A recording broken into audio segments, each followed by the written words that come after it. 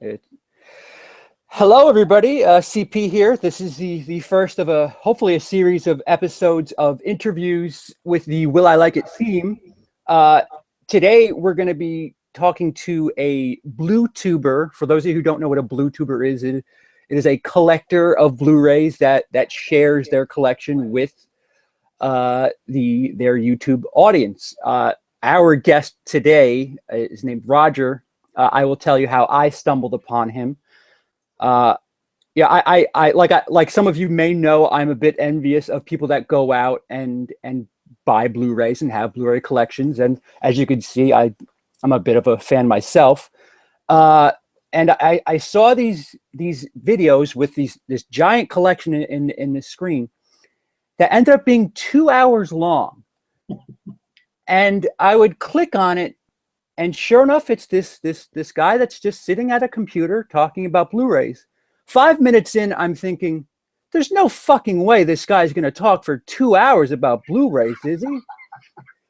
And sure enough, an hour and 45 minutes has passed, and I'm now sitting near my screen like this, just completely enthralled.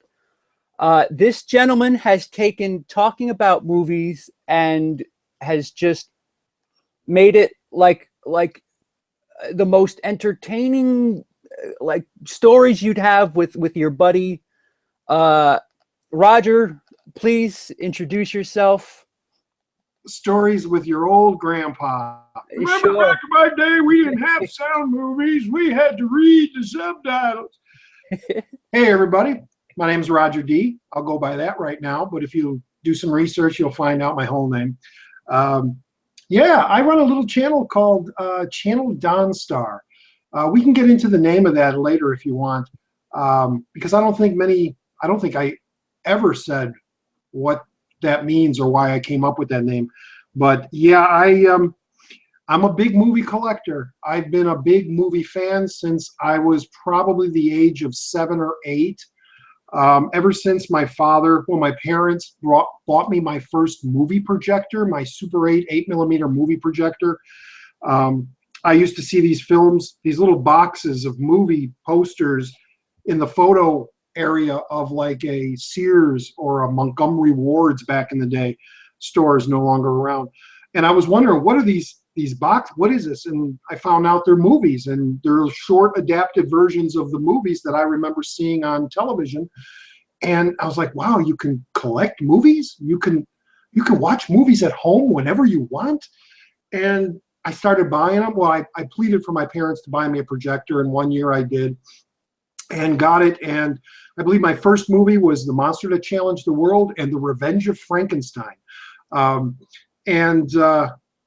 I loved them. I fell in love. I grew a passion in me to just love the screen, the light on the screen, the moving images, and going to the theater, going to drive-ins with my parents, and then watching those movies on television whenever they did come on, because back then things weren't instantaneous. You had to wait sometimes years to see your favorite movie. Am I going too long with the intro, or should I just keep going? No. Okay, cool. No, and like I said, I just became a huge movie fan, and it just snowballed. I went to film school, dabbled in that a little bit. I started doing theater, dabbled in that for a while. And throughout those years, and then, well, when the video came out in the late 70s, early 80s with VHS, I was the first one there to pay $80 for Halloween and Planet of the Apes in pan and scan. But that was the only way we can get them back then. And they looked horrible, but that was it, with the big old, they were giant, folks, these big machines that played these giant, imagine CDs or cassettes, but gigantic. And then now, with all the different physical forms of media, I've been through the DVDs, the laser discs, now the Blu-rays. And if you look behind me, you could see my wall. That's about 1,400 Blu-rays right there. 3D and regular.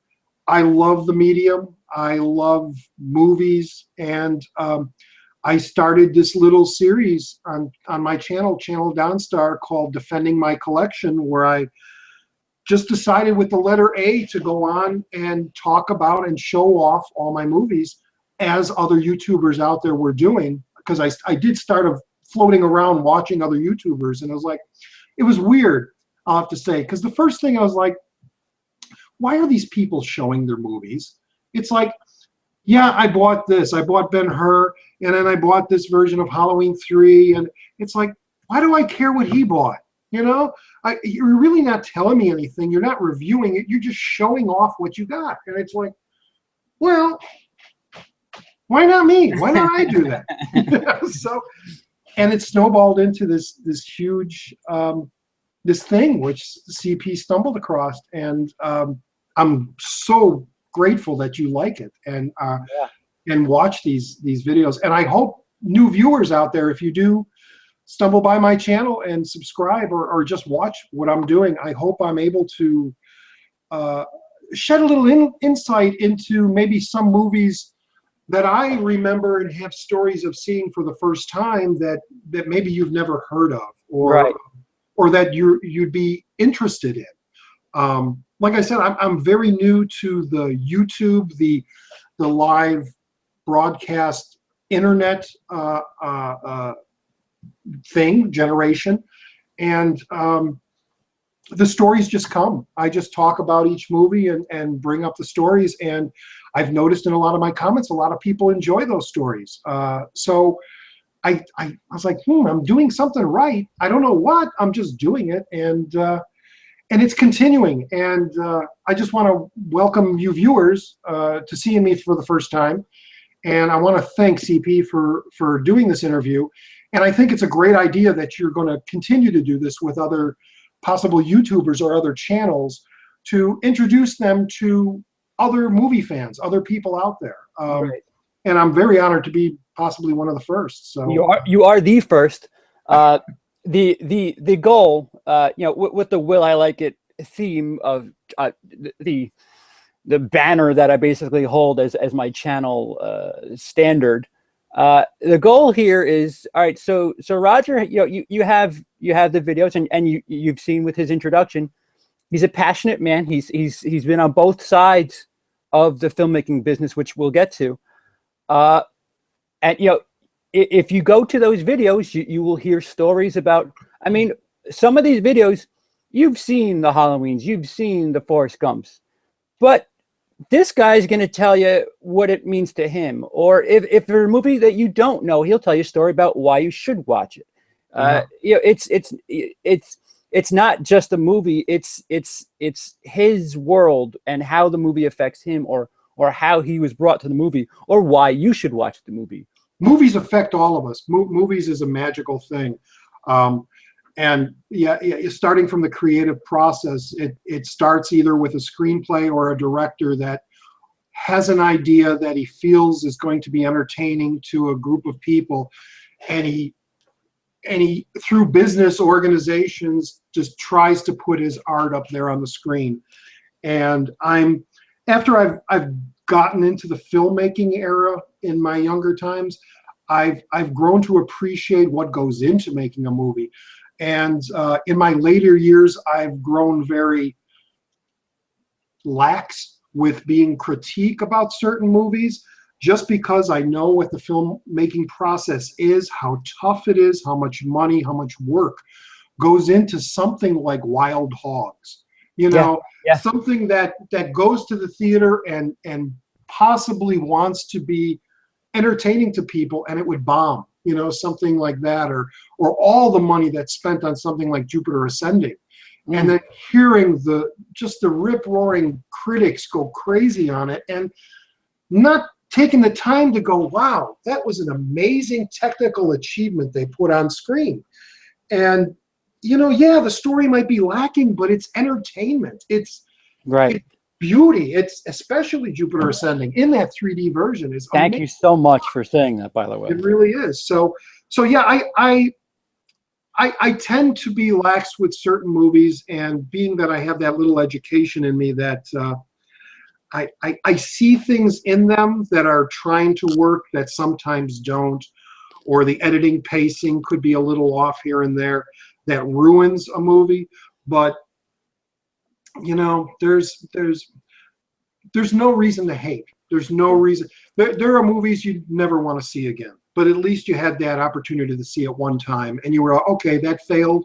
I move on. You know, I really am kind of disliking of critics that totally pan movies, because even the worst movie has something interesting about it. Something, I don't know. But again, as you said, I do have this passion for movies, and I just thought maybe it's a good idea to try to talk about them and try to enlighten some viewers out there of movies that they've either taken a pass on because the cover art of the box looks ridiculous, or the trailer looks terrible, or they have heard from those critics that never gave the movie a chance, either being totally negative from the minute they walk into that theater. They knew they were going to write a bad review about it because it's this actor or this director. But no, man, it's go see movies. See all movies. Make up your own mind. Don't let somebody tell you, I'm sorry. But it's like your channel. Will I like it? Will tell he tells us that you know what he thinks about it, and he tells us what he might think we'll think about it. But all in all, just see the thing. Make your own mind up.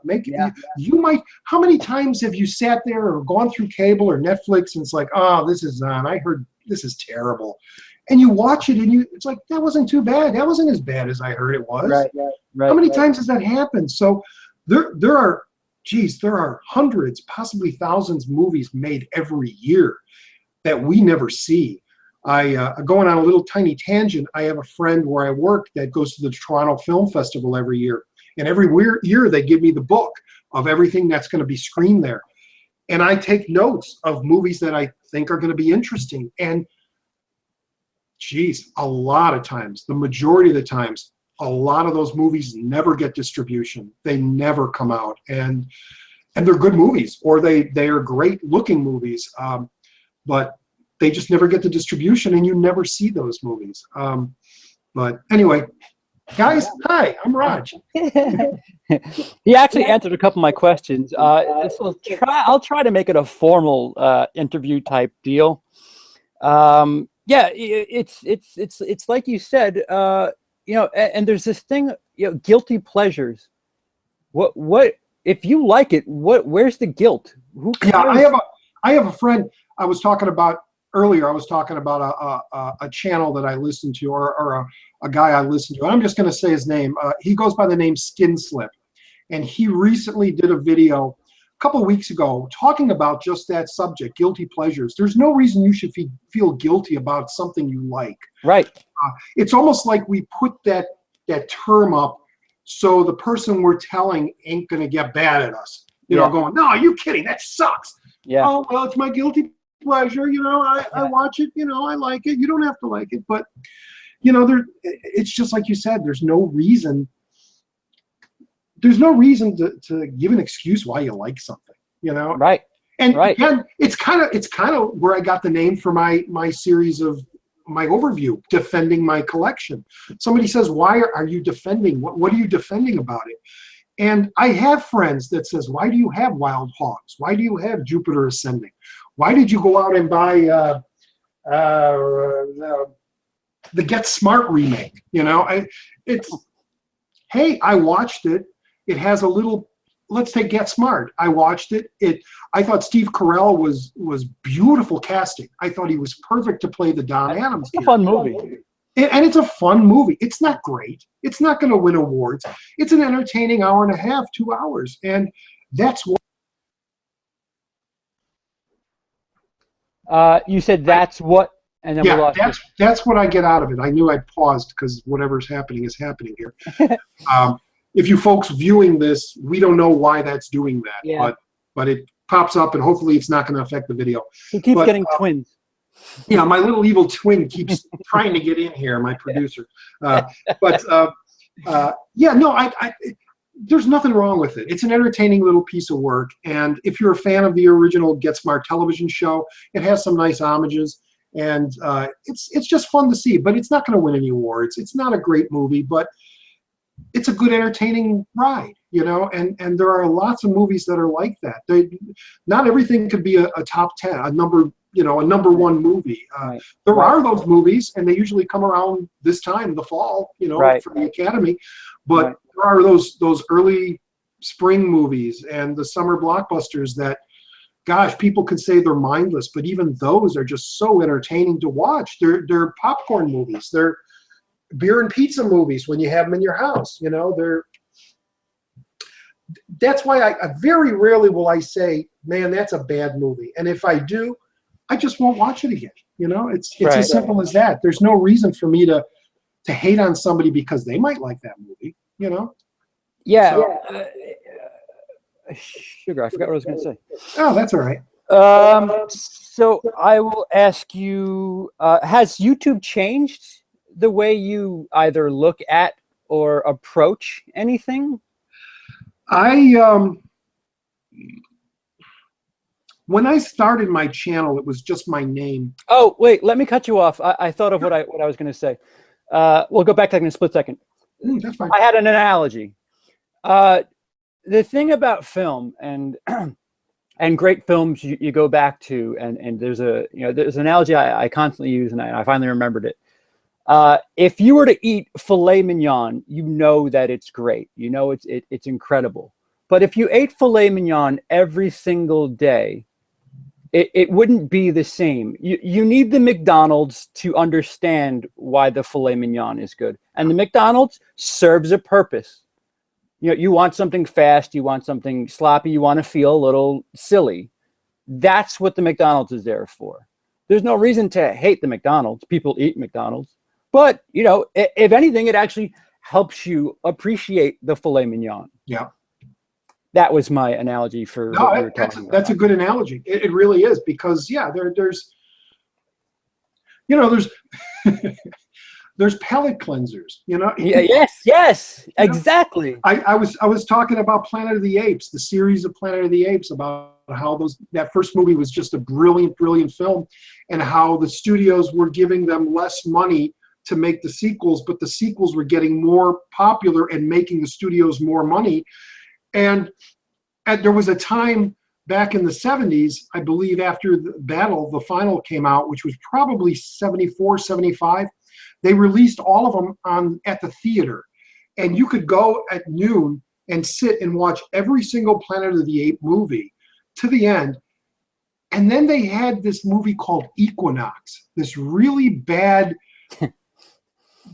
special effects, although it's on Criterion. Criterion released the movie because the special effect people are the Douglas Murin, the people that went off and did Star Wars and 2001. But it was like I said, it's a little palate cleanser. It's like you've seen all these ape movies, and now we're going to see something totally different. And then if you want to stay and watch the original again, you can. But yeah, there are those great movies, and then there are the bad movies, just like with the good foods and the bad foods. You can't watch Citizen Kane every day. It's gonna get to you. It's, you know, so you got to throw in a little fun every once in a while. You need to get smart to appreciate the Citizen Kane. If there's nothing else, how would you know what Citizen Kane is? Right. We're on the same wavelength, Roger. Like absolutely. All right, sorry. Now to go back to the question I asked you, has YouTube changed the way you approach or think of anything? Well, like I said, back in the, I found out this thing called YouTube. This was back maybe 99, 98, right around the time I was just getting into the internet with the old dial-up. And I don't know if that's exactly when YouTube started. It might have been a couple of years later, but I did go there, and I was like, okay, this is kind of interesting. Who are these people? And it's not like it is now. Back then, YouTube was very primitive, very small, just like everything on the internet. There were very few websites. But I think now, and there might be some people that say there's just too much content out there, but we're a pretty damn big population in this world. And jeez, what am I trying to put in words? YouTube is a great way for the average Joe, and I'm saying this kind of before See You See Me, or not See You See Me, but that's real old, but like Skype and now Google Hangouts, things like this. It was a great way to get on there and tell your story or give your opinion on a political situation or something like that. And it has recently, well, not recently, but within the past 10, 15 maybe years, it's really grown to the entertainment mega it is, where you can go on there and see full-length movies, either public domain things, or you can go on there and see short films or movies from directors that are trying to get their stuff out there, and they want opinion, or they want they just want viewers to look at their work. Back in my day, before the internet, a filmmaker would have to go out there, shoot the film on film, sit in a tiny room, cut these little frames of film, glue them together with gloves, and have answer prints and A and Bs and all that stuff. I went to all that school for that, and now recently I met a friend and made a movie with, and it's all computer. It's all tap, tap, boom, boom, tip, tip. And it's like, my God, it would take us hours to do this, and then you're doing it in 10 minutes. But back then, the only way you as a filmmaker would be able to show your stuff was to show it at a family party, or to go to your friend's house and play it on a projector at your friend's house or something. But now YouTube is such an open door for so many up-and-coming directors and filmmakers and special effect artists that are experimenting and showing their work. And it's a great springboard, I think, for people with those talents to get jobs then, for letting corporations and people see their work and go, you know, this guy could work in Hollywood right now, you know. So if there's a way to say that how has YouTube grown, in my eyes, how I've seen it, it's only gotten more advantageous for... Oh, no, well, how has it changed you? I mean, would you ever think to go back and maybe try and make another movie now that it is so easy that you can just cut your time maybe in a quarter, maybe even less than that? Well, to go in a pseudo personal area, which I don't mind talking about, I've gotten lazy. I've gosh, to open a whole can of worms, back in 2000, like I said, I was making back in the day, I would make these little, I was one of those guys that was making those little Super 8 movies and showing them to my friends and at block parties or whatever. And when I did get on the internet and found there was a advantage of YouTube out there, I started posting those movies and putting them out there for my family and friends, or for whoever would watch them. So would I do that again? No, but in 2000 I met an up-and-coming director who was in the same film school I went to, Columbia College, and we collaborated on a few short films and then made a feature, which we were extremely lucky with. We've gotten went to many film festivals, won a few awards,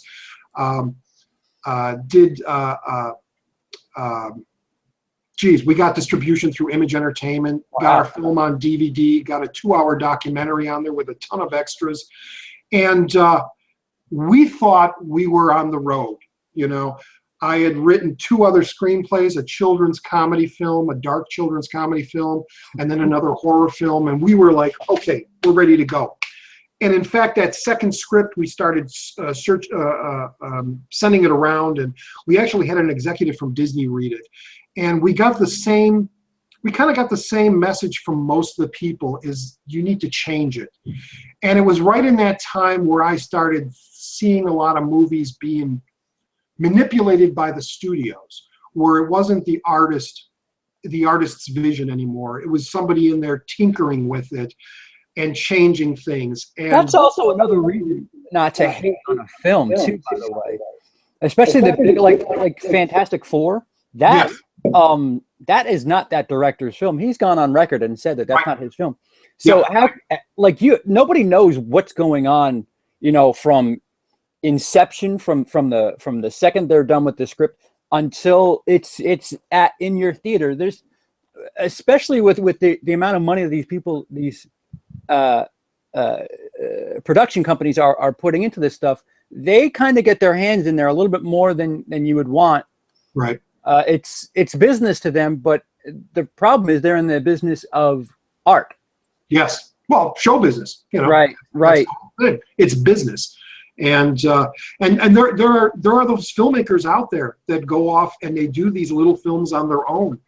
And all of a sudden it's like, wow, where did this film come from? And the studio starts sitting up and taking notice. Wow, that movie's making a lot of money, this little independent thing. We got to make more movies like that. Or they'll hire that director and say, okay, we're going to let you do this movie. And then he decides to do it. But then, just like what you said, they're like, well, you know, we think our audiences will react better if you had an uplifting ending and not a down, you know? And And okay, we're going back now to the YouTube thing. That's one of the advantages of YouTube or any kind of online entertainment websites. That what is it? What is the website that's like YouTube but it's more sharp? It starts with a V. Vimeo. Why? Vimeo, yes. Vimeo. I see so many great short films on there, and take note of those directors looking to the future and hoping to see works by them. And again, it's them just putting their little thing out there, their project out there. We kind of got soured by the system of, you can't do that, do it this way, or we're not going to give you the budget. So not that we've split, but my buddy has gone off and he started doing music videos and industrial like films. And we still dream, we still talk, we still contact and say, this is a great idea, you should write this, just so to have it written and it's put aside. And in his mind, he's thinking maybe he's going to click one of these times, and once he gets his foot in the door, we can go back and do these things we already had planned, because then he'll have the power. But me, like I said, going way back to what I was saying, I wander, folks. I tend to wander. You'll notice that in my videos, that I've kind of gotten tired of it. And yeah, there's the creative process there. People ask me, I've had my job where I'm at for 15 years, and the movie I was talking about that I collaborated with my friend, I wrote the thing right there. And people knew I was writing screenplays. And every once in a while they go, are you working on anything? You working?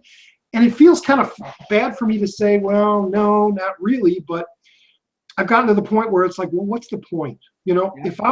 If I'm not going to have the budget to do something that I'm imagining up here that I would love people to see, what's the point? You know, that's a lot of work that's just going to lay it by the wayside when I pass on. So, which leads me into my new resurgence on YouTube, is I just got the idea, just kind of what I said in the beginning in my intro, that I saw these people out there just talking. And I think with my knowledge and my passion for films, I thought, well, even though I'm not creating art, I'm not creating a fictional piece or a narrative that I want people to see, I could at least look back at my history and the films and talk about it and tell you guys how I feel about them or how they impacted me. And every year they drop 100 movies in our lap and say, here they are, and either you like them or you don't, and you try to see them all, and then the time comes where you want those in your collection, and then before you know it, you have this huge media collection. And I joked in one of my videos, because I've talked to a lot of people that have big collections like this, and I go, guys, you know, this is all cool. This is all great that we're media moguls and collectors of these movies, and we love to talk about them. But if you really sit back, we're never going to watch all these movies. There's not enough time in our life to sit down and watch every single thing that we've purchased. Mm-hmm. We might get the inkling to watch a scene in a movie. I'd be at work and go, wow, that Cyclops scene from Seventh Voyage of Sinbad, that is such a cool scene with him putting the guy in the spindle and he's going to eat him. And so I'll get home from work I don't have to go to Netflix. I don't go to streaming, which is another whole conversation we can have about the end of physical media. I just go right to my shelf, pull the movie out, put it in, go to that chapter and watch it. I'm not watching the whole movie, but I'm watching that scene that I remembered and I want to see again. And then it'll go back up on the shelf. But I think as movie fans, we do that. You know, we don't sometimes have to see the entire film. Some movies, yes, we do. Those little ones like Wild Hogs, maybe we're drunk or high or we just need a good laugh and we'll throw it in just to go, it's funny, it's Tim Allen, yeah. You know, and you put it back on the McDonald's reference. You just want a couple of fries. You don't really want to. You don't want to eat. You just want to. Yeah, exactly. So, and I've talked to CP. You know, in our intro, I'm new to this. I'm new to the online audience. I'm new to the BlueTuber community. I didn't even know that term existed until I started doing movies and people would write, "Welcome to the BlueTube community." I'm like, well, that's kind of a cool name for us, you know? Yeah, anyway, I think if I touched enough, if not, let me know.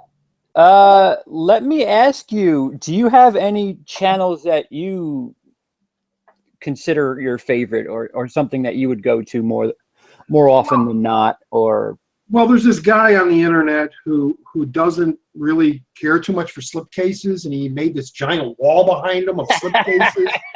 And he does these really cool reviews, and then he turns the tables and tells you what maybe you think of them. No, I'm talking about you guy. Will I like it? There's a few guys I watch. Cinema Junkies, I like their movie fights. Chris Stuckman, I check every day. Mm-hmm. The whole community of reactors, which I didn't understand either when I started watching them. It's like, why do I want to watch this guy look at a video and laugh or whatever? But I got hooked on a guy called Magnus, I believe. Magnus. Yeah, yeah. I think he's hilarious. And I got hooked on him from when he did I believe it was a Star Wars trailer. Yep. And he broke through, and now he's a great celebrity on YouTube. And I don't watch all his videos, depends on the topic, but I check up with him. And like I was saying in the beginning, when I started being a BlueTuber, I started looking out there at different people that would show off their collections or review movies, and I would do the old bookmark.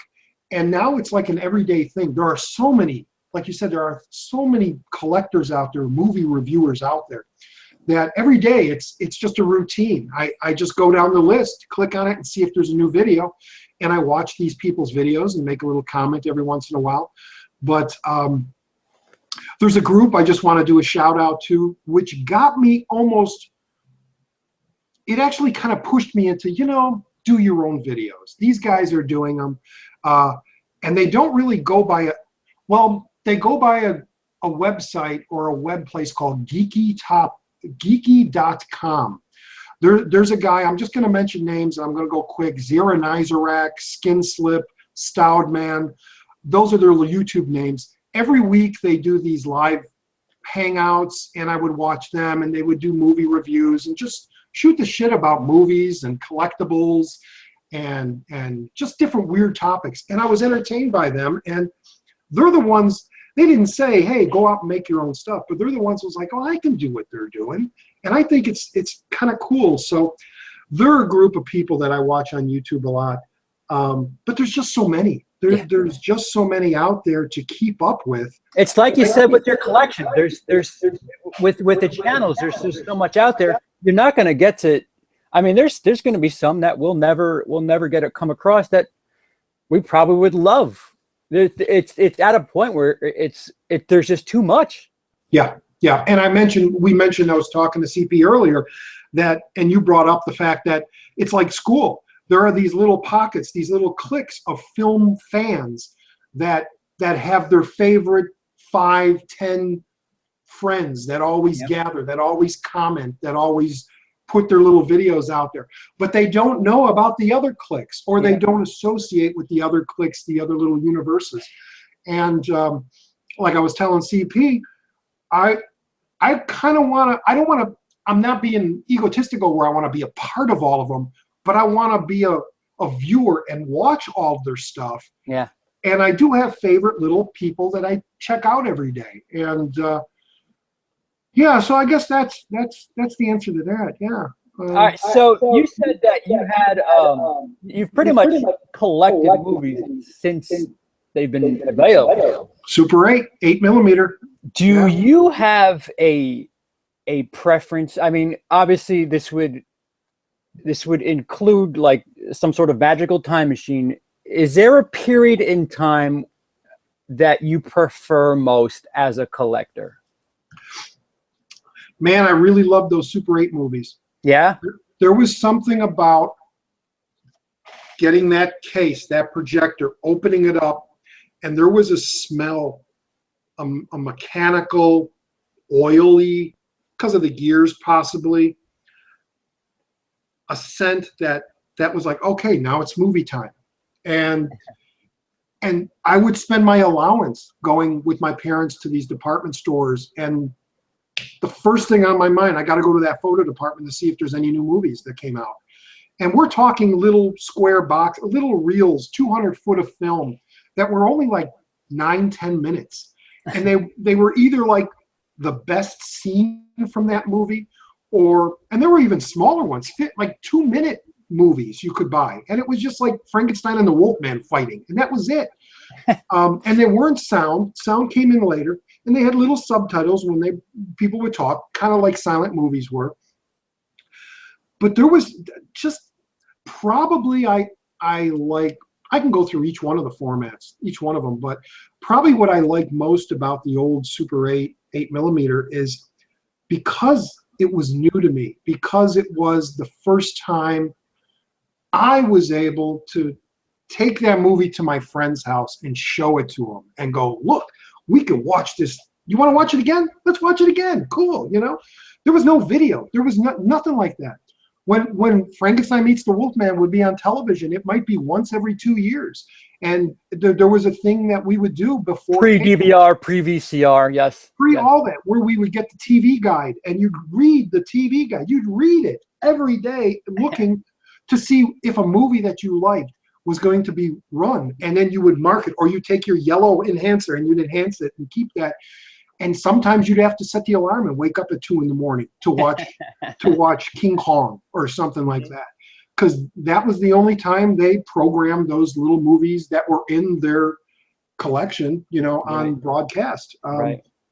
But yeah, I like that. I love the Laserdisc age, although it was very heavy, clunky. Collecting those and finding the space and moving, carrying the boxes, those things in numbers weighed tons. But there was the idea, there was that we were ahead of everybody else. Yeah. Everybody was still on VHS, and we're seeing movies now finally widescreen in a clearer, crisper quality. Sometimes you could still it, and it would be a perfect still. It wouldn't be that jittery VHS still. Yeah, so there, I have a fondness for the Laserdisc days, just because I kind of felt I was ahead of the game with collecting. That's what you're talking about. Yeah, I remember a box set of War of the Roses came out, and Danny DeVito did a little thing about Laserdiscs, one of the extras on there. And I was like, wow, Danny DeVito collects Laserdiscs. That's great. I'm in the right era now. I'm with these directors, you know, with the media.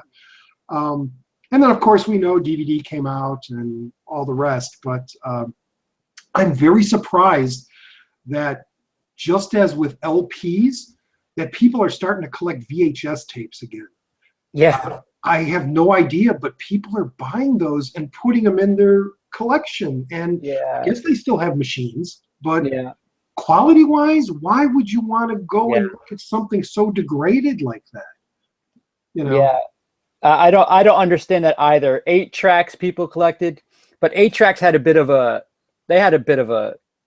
niche to them where they were a bit better than cassettes because you could go to a specific point. Right. But the bad thing about 8 tracks is sometimes, depending on when the track would start, it would cut into the song. So you'd be listening to a song, and then there would be this pause, and then the song would continue. So that was the fault of 8-tracks. I'm just trying to figure out, like, cassettes. People, there's no reason to go back to cassettes, because, like, why? They've made it easier. Why would you rewind for? I mean, kids today, 20-year-olds today will never know the pain and the difficulty of having to flip a tape and fast forward and then listen, and then, oh no, you're not there yet. Flip it again, fast forward again, to just get to the goddamn song that you wanted to listen to. It was such a strange. Cassettes were strange, and VHS. I mean, it's a lesser version of it, but cassettes, like if you're listening to a 12-song album and you want to listen to song 5, it was such a process. Yeah. And then the VHS, be kind, rewind. Right, exactly. Before you bring it back, or else you get a charge. You got to rewind the tape. That and they talking laser discs. Some laser discs, well, all of them, you had to flip them, so there was a pause in the middle of the movie. And some early quality did that too. Some of the early, like, Warner DVDs, you had a one side A, side B. I hated that. That's right. Yep. But now we live in an age where we can watch Lord of the Rings in parts. You know, you got the first disc, which is just perfect enough time. Go to sleep. The next day, you put the next disc and continue the movie. You don't have to sit there for 4 hours. You know. Is there anything that you look for? Well, other than the movie itself, what do you enjoy most about Blu-rays? Quality. Yeah. The sharpness, the 1080p picture. I'm not a tech head, and I'm not as bothered with DNR or those issues. Right. The film grain, the film needs to breathe. It's a living thing. And I being a filmmaker from way back when there was film, I totally understand that, and I that's what I want. You know, I want to see Escape from New York, Scream Factory, I believe, Scream or Shout released that recently, and I was floored with that movie, that disc, that Blu-ray, because I remember seeing that movie at the theater, and it was all dark and muddy. If you remember Escape from New York, a lot of the early scenes with them is just you can't make it out. And the VHS was worse. The VHS was just a black, because not only was it dark, but it was pan and scan, so you really couldn't see anything. And blurry. Oh, very blurry. But this new, even the Laserdisc had some issues, although the laser was a little better. But the new Blu-ray is breathtaking. Those dark scenes, you can see detail of the buildings and things in the street. So yeah, quality is number one. I agree with trying to get the best quality that's available. When they do bring out a 4K transfer of a movie, I might just have a 1080p version. Depending on the movie, if it's a real favorite of mine, I'll probably double dip and upgrade. But a lot of times, if I get a movie and I put it in, and to me it looks a hell of a lot better than that DVD I had, I'm happy with it. You know, extras is another big thing. Criterion, the Scream Factory, Shout Factory discs, the Kino. Well, Kino not so much, but their silent releases have a abundance of extras and documentaries on those Hunchback of Notre Dame and things like that, Caligari, Nosferatu, Metropolis. So extras is a big thing. I'm very disappointed with some releases that either through copyright or something, they don't put all the extras that were on the DVD or on the Laserdisc on that new Blu-ray. Then in the back of your head, you're thinking, well, I'll buy it now, but maybe 2 years down the line, they're going to do another special edition. And I'm going to have to buy it again because it has one documentary that wasn't on there. Yeah, I want to be a completist. You know, there are those completists out there.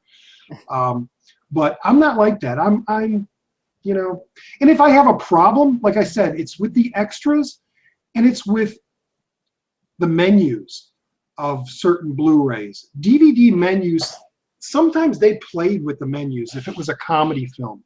I brought this up in one of my videos. Harold and Kumar Go to White Castle or Spinal Tap. had beautiful, hilarious menus on their DVD where they had the characters in the movie actually talking to you. House of a Thousand Corpses, Rob Zombie's movie, had Captain Spaulding coming out and saying, well, make a damn decision, hit the scenes or hit this. Yeah. What the F are you doing here? You know, I wish that stuff was ported onto the Blu-rays. I don't know why the studios decided not to. Instead, they give us a blank screen with the choices at the bottom, you know? So you got to hang on to those little DVDs if you want to keep them and be a completist. But that's a little disappointing with the studios. It's like they know the masses want the movie. They know that they'll probably sell more units if it's loaded. But why don't they load them, you know? Because they could do it again. They'll give you the bare bones. They'll give you a little bit next time, a little bit more the time after that. Yeah. And then maybe for the 25th anniversary, we'll give you everything. And then for the 50th, wait a minute, we had this stuff that we never showed you. Yeah. How many times have we bought Army of Darkness or the Evil Dead movies? Oh, my God. You know, and now finally Army of Darkness is going to come out, I believe, in this definitive edition with the director's cut, a producer's cut, all this stuff. So that, and how many Star Wars releases are there that really don't have much, if anything, and we just keep going back like, yep, I'm a zombie. I'll take it. Oh, what, different cover? Fine. Steelbook? Yeah. It's where they got us. They know.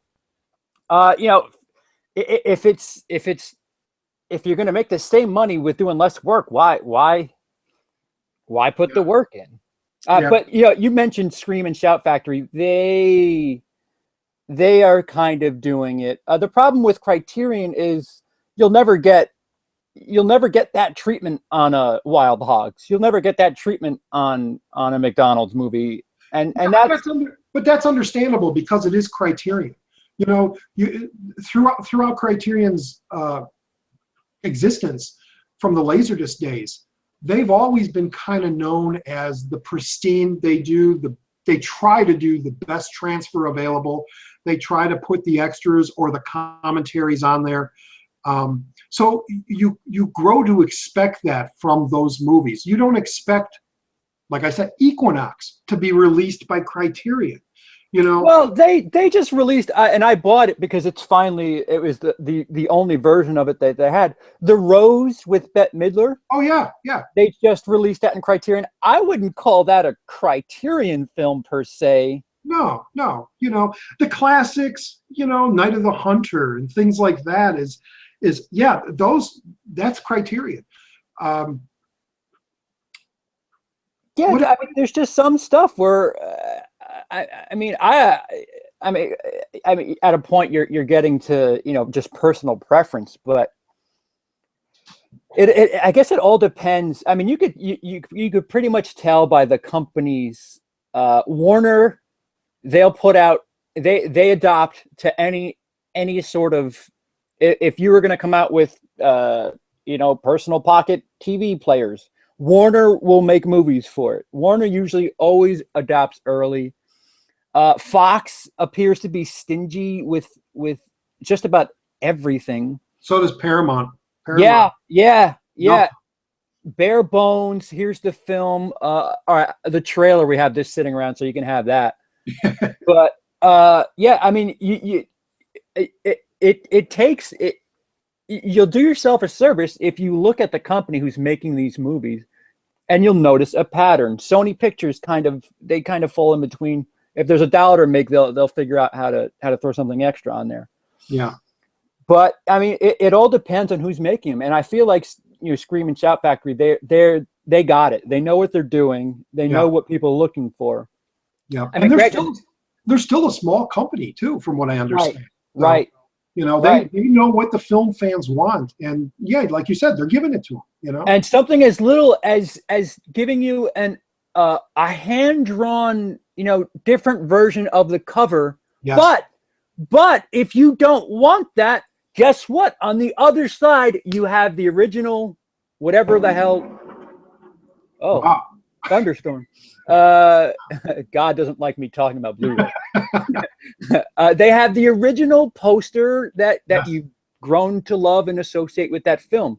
Yeah, that's a great thing that they do. That really is a great thing they do.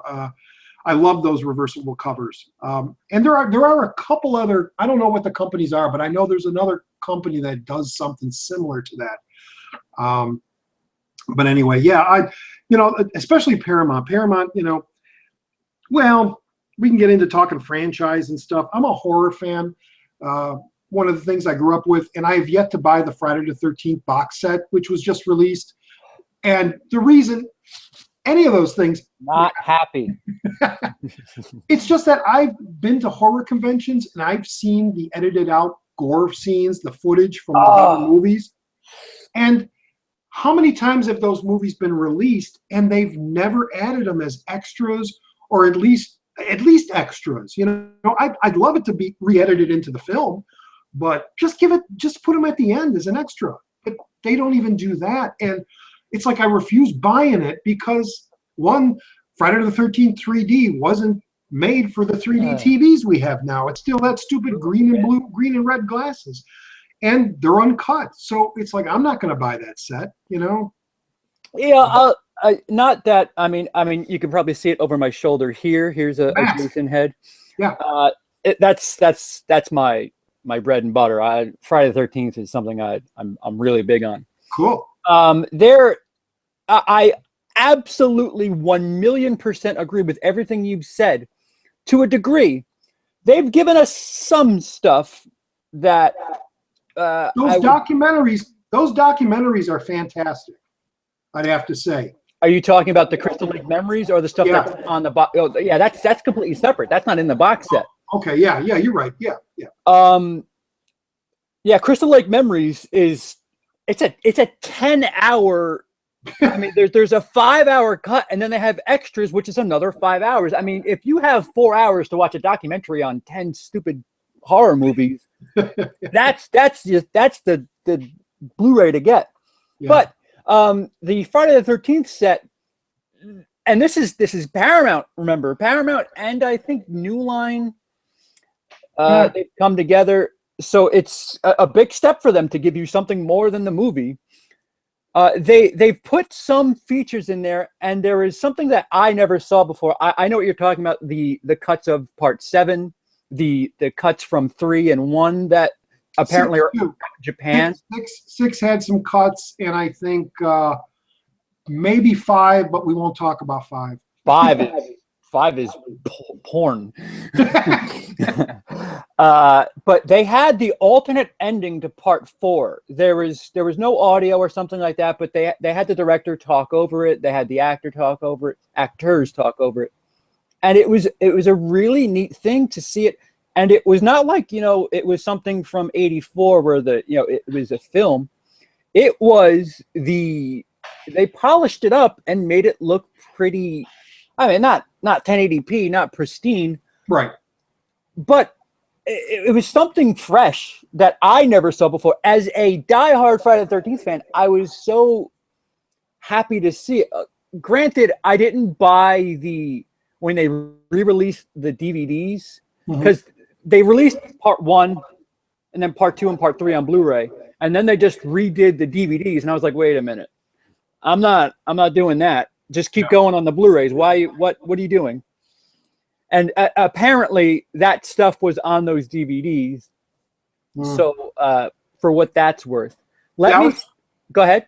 I was just looking. I have the first 3 on Blu-ray. Yeah. And I was just thinking, I don't have 4, so I didn't see what that. They stopped. They did 1, 2, 3, and then they stopped. And I love 4. I love 4, and I love 6. Yes, those are my 2 favorites. Those are mine. Geez, CP, man, 6. I was blown away with they turned that humor up. Oh man, turned that up way ahead of its time. The James Bond opening with the knife throw, and it was brilliant. And the 2 kids commenting on, "We're not going to live through the night." What were you going to be when you grew up? Yeah. Great, and I love. And kids at a camp. What do you know? It's a camp for kids. There's kids now. And you got the Alice Cooper songs, which are just and no nudity. So that was kind of why some people like sticking their nose up at it. Yeah. But a very far ahead of its time. It was Scream before Scream was Scream. Yeah, yeah. The old self-aware stuff. Yeah, it was great. Yeah, that and 4. Of course, you know, the Savini coming back to do the effects was just you gotta, you know. Oh, that death at the end is incredible. Oh, oh. And I'm glad that that footage is out too, of Savini's test footage. Yeah. He's actually working on that. That's fascinating to watch. You're talking about movies that have bits that you've never seen. I'm a big Blade Runner fan. And when that mega set came out and they had the work print and those little bits with Leon and Roy Batty, and it's like, this is great. I love this stuff. And even if it's work print stuff, you're seeing more of something that you love, you know, that you've never seen before. Right, exactly. Just so great. Just so great. Let me stop you. I didn't realize we have a bunch of viewers that are commenting and asking questions. I never thought to talk to you guys who were. I never even thought to look at the chat section. Well, I have my group chat open, but there's nothing in there. Yeah, that's just you and me. Oh, okay, okay. Okay, so Blu-ray Dan checked in. He wanted to stop and say hi. Hope you're doing well. He completely agreed with something I do not remember. Dan, if you're still here, please tell me what you were talking about. It had to be earlier. He says, let me tell you something. Maggie falls under that category, yet it's my favorite film of the year so far. You must be talking about the not perfect but okay film, I'm assuming, Blu-ray Dan. Flip from After End Media says, yo. And they had a little bit of an exchange. Theo's movie review. Hi. Hello, Theo. The Blue Corner on with burping. I don't think you've burped yet. I might have. Okay. He made a mention. How you doing? I like Blue Corner. He made a mention about Skin Slip and Stout Man. And Roger, do you know that there won't be 3D 4K content? Question mark. I heard those. They just announced this week the new format, the new 4K format. They're releasing like Life of Pi and Fantastic Four. And I understand, I thought those were going to be 3D compatible for the 4K players. Right. I know the 4K televisions are 3D compatible. I believe they have 4K. Yeah, I have a 4K that does 3D as well. Okay, yeah. So we're talking the players themselves. I was under the impression, because they announced, I believe, 5 movies, and every one of those movies are 3D, or there are 3D versions of them. So I was under the impression that those new machines that they're showcasing, which are going to come out, I guess, next year, they will be 3D compatible. Don't count me on it, but it just seems right. If they're using those movies and those movies are available 3D, why not? You know? Right. See, it's funny. I have people that I've spoken to, and I've told them, listen, you don't understand that what if you have the right money, if you have the right situation, what you're looking at in your house is better quality than you at the theater. Yes. And people like, no way. The movie theater is the movie theater. That's the best way. And it's not true. If you have, in some cases, 1080p, you're watching it right off of the print. And the theater, first of all, there's dust in the air. Yeah. There's so much going on. You're looking at it projected on a wall.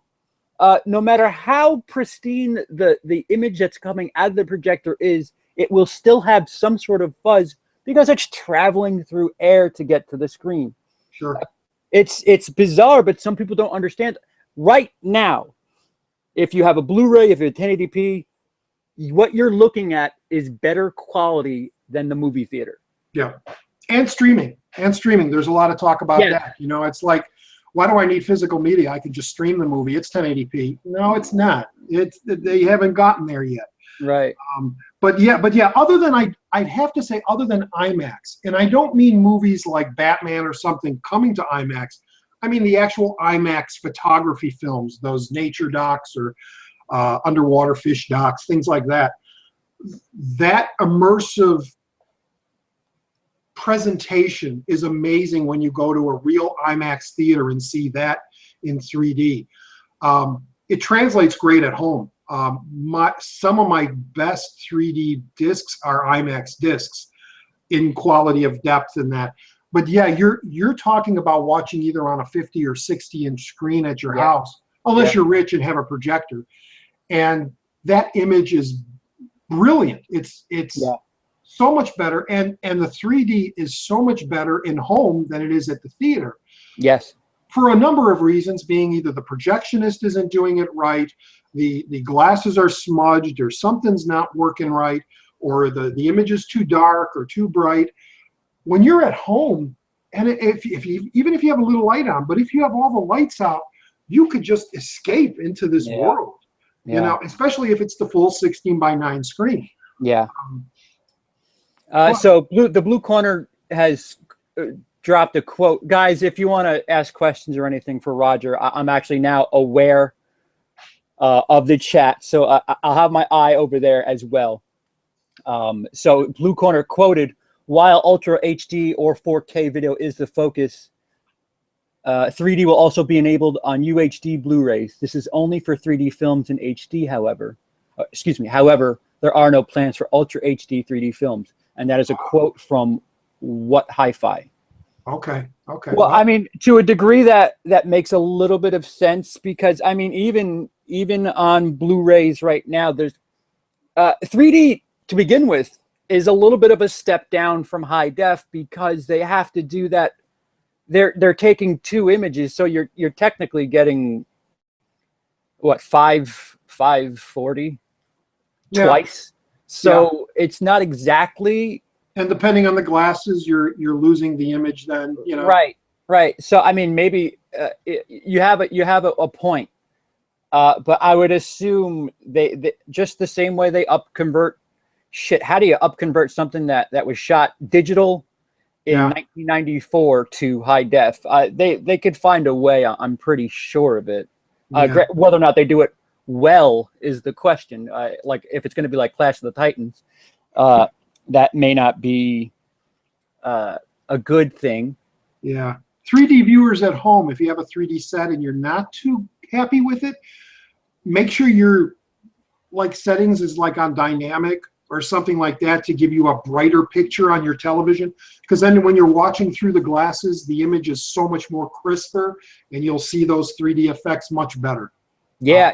I've met quite a few people that have sets and they're like, you know, it's just so dark. And I'm like, have you set, whenever you watch a 3D movie, go to your, you know, there's movies, there's standard, and I think there's dynamic on my set. I'm not sure, but there are things like that on every set where you can adjust the viewing. And if you set it at that brightest setting, and I don't mean going and putting the picture up real bright. There's an actual thing in there. Different TVs are different, but it so much makes the viewing so much pleasurable than if you don't do that. Because it feels like there's a film over the thing, man. Yeah. Blue Corner just said, was just curious to knowing Roger's love for 3D is as big as his. Yeah, guys, for those of you watching later, we have a chat open and there's a couple of people watching live. You know, feel free to ask Roger a question. And now that I see it, I will go ahead and relay that. And yeah, don't have to defend yourself. It's you know, inspiration for the conversation. Yeah. So yeah, let me ask you. Do you have a favorite time to watch a movie? Like, is there a setting that my work schedule is weird. It's I work 2 mornings, 2 afternoons, and 1 overnight throughout the week. So my free time to watch a movie or to watch anything it revolves around that. So like today, I'm off on Thursdays. I usually start watching something. If I don't have things to do, I try to get all my stuff done in the morning. I usually watch things from like 2 o'clock on, and I go into 10, 11 or whatever. My favorite viewing time is in the evening when it's dark, when there's no light in the room. Every once in a while I'll have some candles lit, or I'll have my lava lamp on or something like that. But I just love, you know, the theater, the black, and you're just looking into a window, you know, the screen. Being in my kind of older age and my cheap finances, I'm not a rich man. I tend, and not wanting to deal with public, I tend not to go to a lot of movies. Yeah. I'll wait for the media and then buy it and watch it at home in my nice, comfortable and whatever. I hate the whole, I want a device that within a certain radius, I can hit a button and then everybody's cell phone goes dead. I hate sitting in a theater. It was right around that time that I says, no more. I'm not going to the theater no more. One, the trailers. I love trailers, but a half-hour trailers and ads before a movie. It's gotten excessive. A little excessive. The crinkling of the candy and the popcorn and the kids crying and then all the little lights and everybody's. No, I'm done with that. And the sticky floors and the expense. It's like you're paying $8, $9, $10 to go see a movie, and you can't concentrate on the story because you got things around you. And I just love to be immersed into a movie when I watch it, and not be distracted by any little thing. Yeah, the phone might ring or something, or I might have to take a piss or something. No, you just pause it and you go. Pause it, right? You can't pause it later. No, and then you kind of got to get back in the lane and everything. And yeah, it's so I haven't gone to. I believe the last time I ever saw a movie in the theater might have been the last Star Wars film, which was good for you. Revenge of the Sith, I believe it's called. Good for you. Yeah, I've missed so many. I've wanted to see Godzilla. I've wanted to see Avatar. I've wanted to see these big blockbusters on the screen.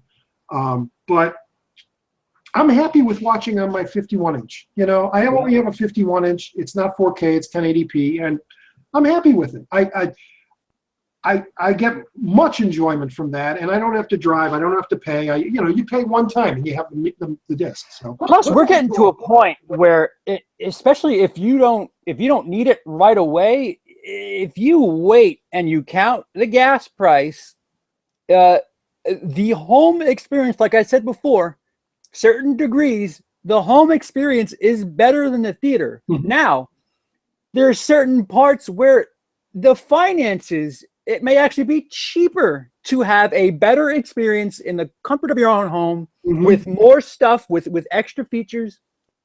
I feel like Blu-rays and especially the quality that we're in right now, although they want to switch to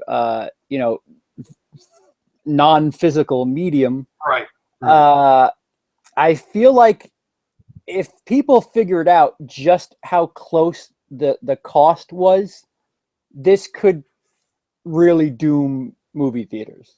Yeah, I thought by now, or at least we're going into the way.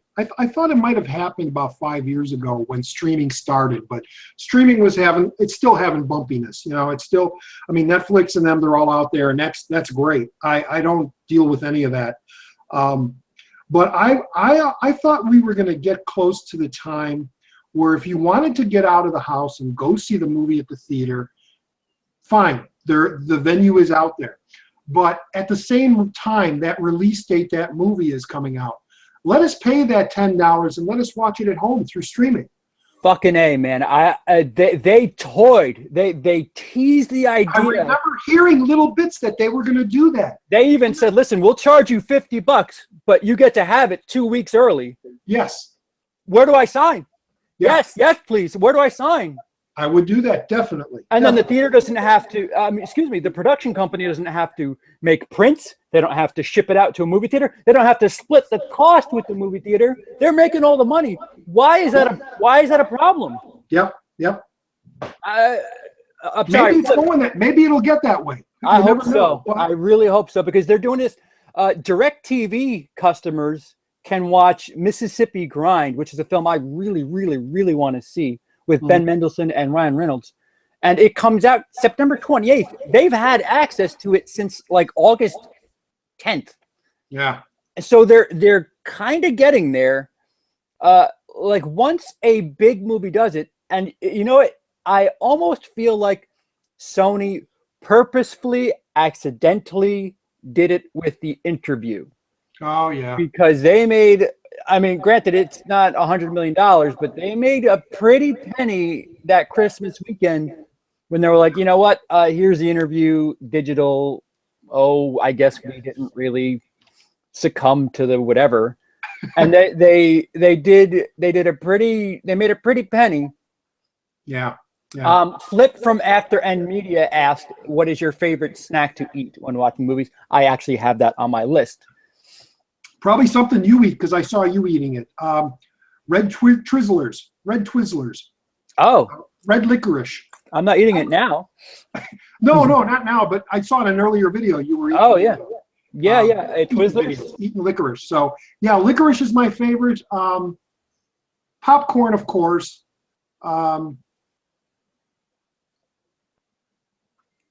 The occasional chip, the occasional pork rind, you know. Yeah. Salty. I mean, I guess it all depends. Yeah, there's that mix of salt and sweet, you know, that you kind of want. And of course, with the, you know, the soda or whatever. Yeah, you know. Yeah, I myself, I'm a snob. I have that theater grade popper. That's the thing. I mean, I got to deal with microwave, but yeah, listen, they're on Amazon. They're down to 180, and if you got the space, it's worth it. And part of it is like, this is me. I'm a movie fan so much that I worked at a movie theater just to get. I considered the free movies every week as a fringe benefit. Like that's how much I love movies, and figured, you know what, this is how I'll, you know, make up for the $20,000 a year I'm making at this stupid place. But like the smell that emits from this machine, I don't know how to explain it. It's there's that smell. It's that movie theater popcorn. Yeah. One of my earliest, when I think of like the Hammer movies, the Christopher Lee, Dracula have Arisen from the Grave, Taste of Blood, I saw those at a theater near my house. And there was just that, we're going to the theater. I was in my, probably not even 10 yet, maybe 8 or 9. I would go with my older brother. And it was that magic. I mean, I had those Super 8 little movies before I was actually going to see movies in the theater. My parents have told me we've gone to drive-ins, but I don't remember much of them. One little quick thing is, they told me we went to see Bucket of Blood, the old Roger Corman film. And at the drive-in, they actually gave out like little blood buckets. They were like, you know, like if you go to a Mexican restaurant and get those little hot sauce containers. Yeah. They were like that, but they had like a little ring at the top. So it was like a little bucket, and it was ketchup or something. But that was their promo, you know. But I was going to say that we would go to see these Hammer films at this little neighborhood theater, and the minute you walked in, that scent of the popcorn, it was just like, we're here, you know. And then you would go to the soda machine, because back then, for some reason, the concession only sold candy and popcorn, but the drinks you had to get from a machine. And the machine was like the little Dixie cup that would fall, and then the crap of ice would drop. Oh, wow. And then the soda. We're talking 69, 70, you know, back then, 68. And sometimes that cup would fall over. And then you're like trying to turn it, and then stuff's falling in, and it's, you know. But no, there's nothing better than that movie theater smell popcorn. Yeah, ambiance. Yeah, just that. And in the summertime, when you would go see a movie and it was cool inside, you know, when air conditionings did become, right? Because back when I grew up, there were no air conditioners. Yeah, it's something of a nose orgasm, I guess I would say. I mean, I feel like if you don't have to go to the movie theater, don't. But you should know what the experience is, just to have some sort of value for it, some sort of respect, or like I said, the ambiance of it really it adds. Like I'll just throw the popper on twice a week, maybe, just to have that smell. If I'm watching, like I just bought Mad Max last week. Yeah. I wanted to, you know, have a movie night, have an experience, right? Yeah. So I didn't even need the popcorn. As you can see, it's still there. But I just wanted that, you know, that smell, Yeah. You And know, I missed that. I missed that going to theaters. In the later years, like when I was saying, going to see the Star Wars films and that, it almost wasn't the same. I mean, it still had the scent. I don't know if it's since they changed the oils and such that they were talking about, but the memory up here that was in my sinuses when I was a little kid going to see those movies, just it's there now if I walk into a theater, but it's not the same, you know.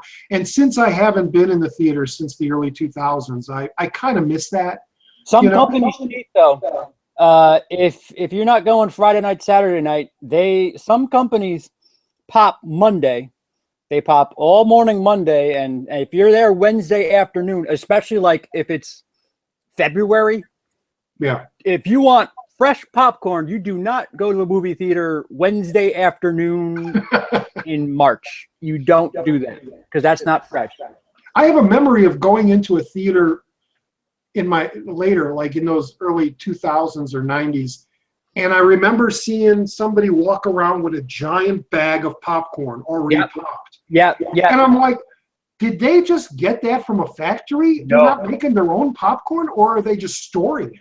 They store it. We would pop, like I said, in the beginning of the week, maybe sometimes Sundays if we got really lazy, we would pop, and it would be like 30 clear garbage bags of popcorn.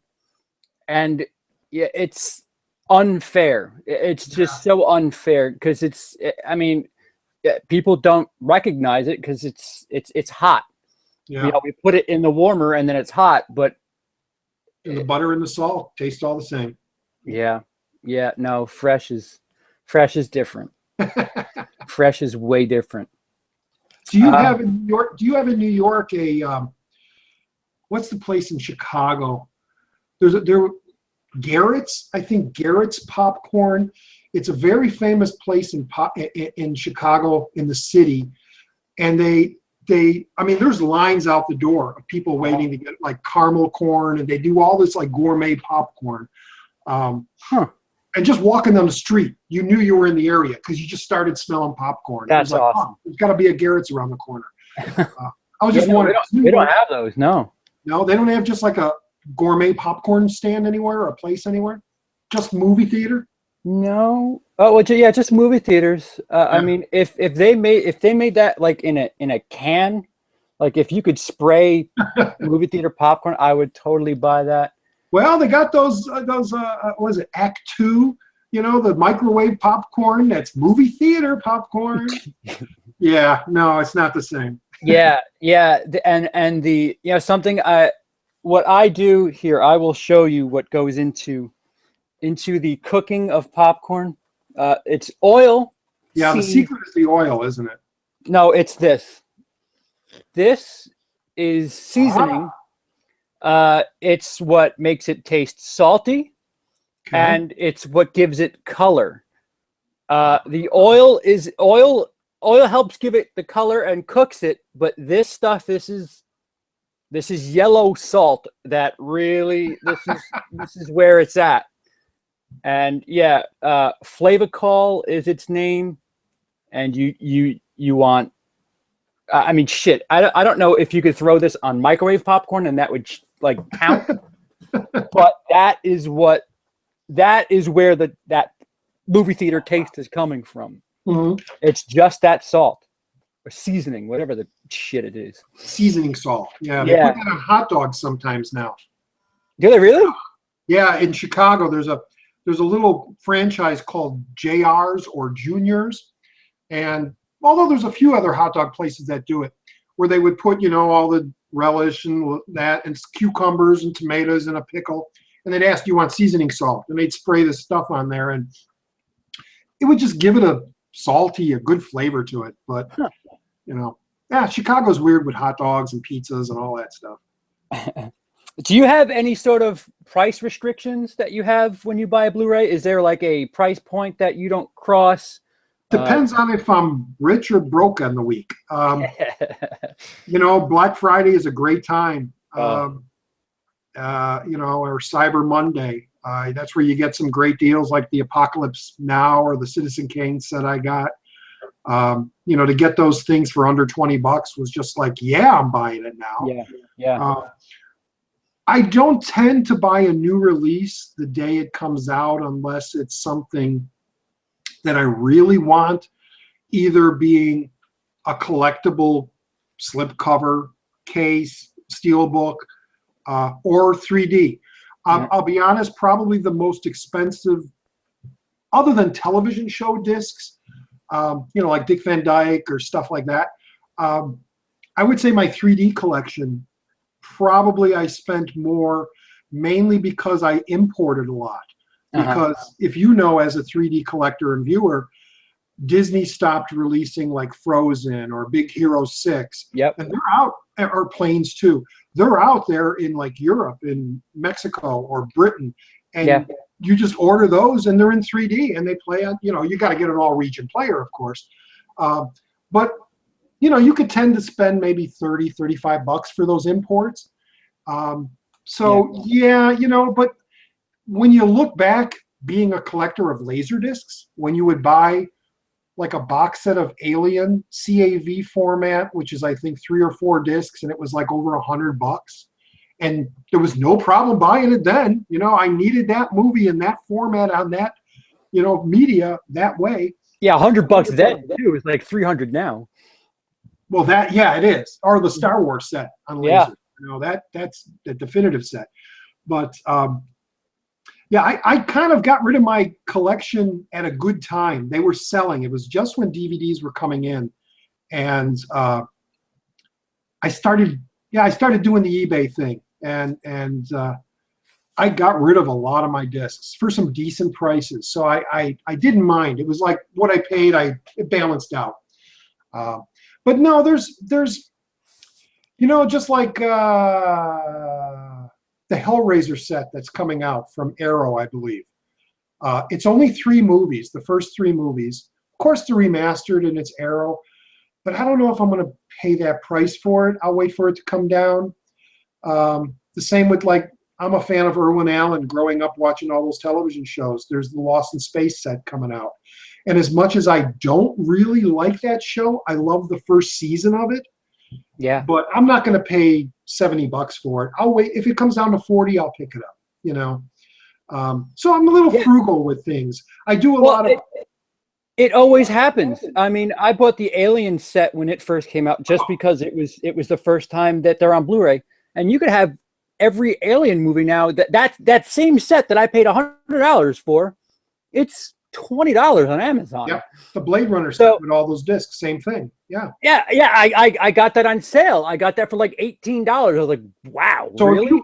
If you don't mind waiting, you know, that's the thing. I mean, I just picked up Mud and Mr. Brooks for like under $5 through you know, Blu-ray.com. You do the old price thing and you go, oh, okay, it's time to pick up some $5 movies and fill in the collection to, you know, those little movies. I'm getting antsy with the Halloween set, the 10 disc, with the black cases. Hopefully, if it's not, if I know they might come down then. You know? I hope so, because I'm like, it's like that time of the year where I've heard that that's actually a really good set. That there's 2 different versions of Halloween 2. I think there's a producer's cut of one of the versions, and I'm 6. really of 6. That what it is? And that was limited just to that set, but that producer's cut is getting released separately now. Oh, really? Yeah, I don't want to cheat like that, though. So you don't need to buy the set if you have all the others. Like I picked them up as they came out, and the set came out, and it's like, well, I don't need to buy that. I have them all other than the producer's cut. Right. So when that comes out, I'll just pick that up to complete the set. You know. Yeah, that Sleepaway Camp I've never seen, and I don't know what. I mean, it's not like they're incredibly expensive. Scream Factory re-released it, and I don't know. I don't know what price is in my head that I'm waiting for it to drop to. But I'm only a fan of the first one of that. Are they not worth watching the rest? Don't go by me, because those movies. Well, your Friday the 13th 4 and 6 analogy pretty much that locked me in with your head there a little bit. Have you seen any of the Sleepaway Camps? No. Okay. Like I was just gonna blind buy the set. Yeah, the first one has avoid everything if you can, because the first one has quite a shocking ending that Oh, is wow. Okay. spoiled everywhere, but it's deservedly spoiled because it's one of those images you need to see. Really? I did see the other two. I thought they were just like not as good, cheaper riff off, kind of like with all the movies. The first one usually sets the standard and then the others follow. And every once in a while, you might get a really high sequel, like the Nightmare movies. You got, 3 is really good and New Nightmare is really good. But I just like with the, was it the Sorority House Massacre box set that came out, something like that? I There was a point in the 80s where certain slasher films I avoided. I thought they were very cheap. I don't know. I think I was looking actually through the 80s is when I really was experiencing Hitchcock. I was catching up on all his stuff because I only knew the staples, The Birds, Psycho, North by Northwest, Rear Window, but I never saw all those other Notorious and all those other ones. So throughout the 80s, I was spoon-feeding myself a lot of Hitchcock and a lot of other little classic movies. But I don't know if you've seen in some of my other videos, in the 80s, I became a gore hound. So I was always looking for just splatter, like, the Tom Savini special effects, those things. And a lot of those slasher films had some great quality kills, but the movies and the stories themselves don't attract me. There's quite a few that came out from Scream Factory, like Funhouse or Visiting Hours, I think, or things like that I've seen that it's just, I don't need those in my collection. I don't need to revisit those, Not that they're bad. And I also stressed another thing in one of mine is I'm an older guy. I'm from a different generation. So the movies I grew up with that I enjoyed, the horror movies, were through the 70s mainly and the early 60s or late 60s. Those Roger Corman, the early George Romero, the Tobe Hooper, Texas Chainsaw, that stuff is the stuff I grew up. Other people that were in their early single digits and teens grew up with Friday the 13th, Nightmare on Elm Street. Those were those first movies they saw. So those fans, those movies are up here. Whereas me, maybe Chainsaw is up here, Freddy's down here a little bit. Yeah. So it's a generational thing.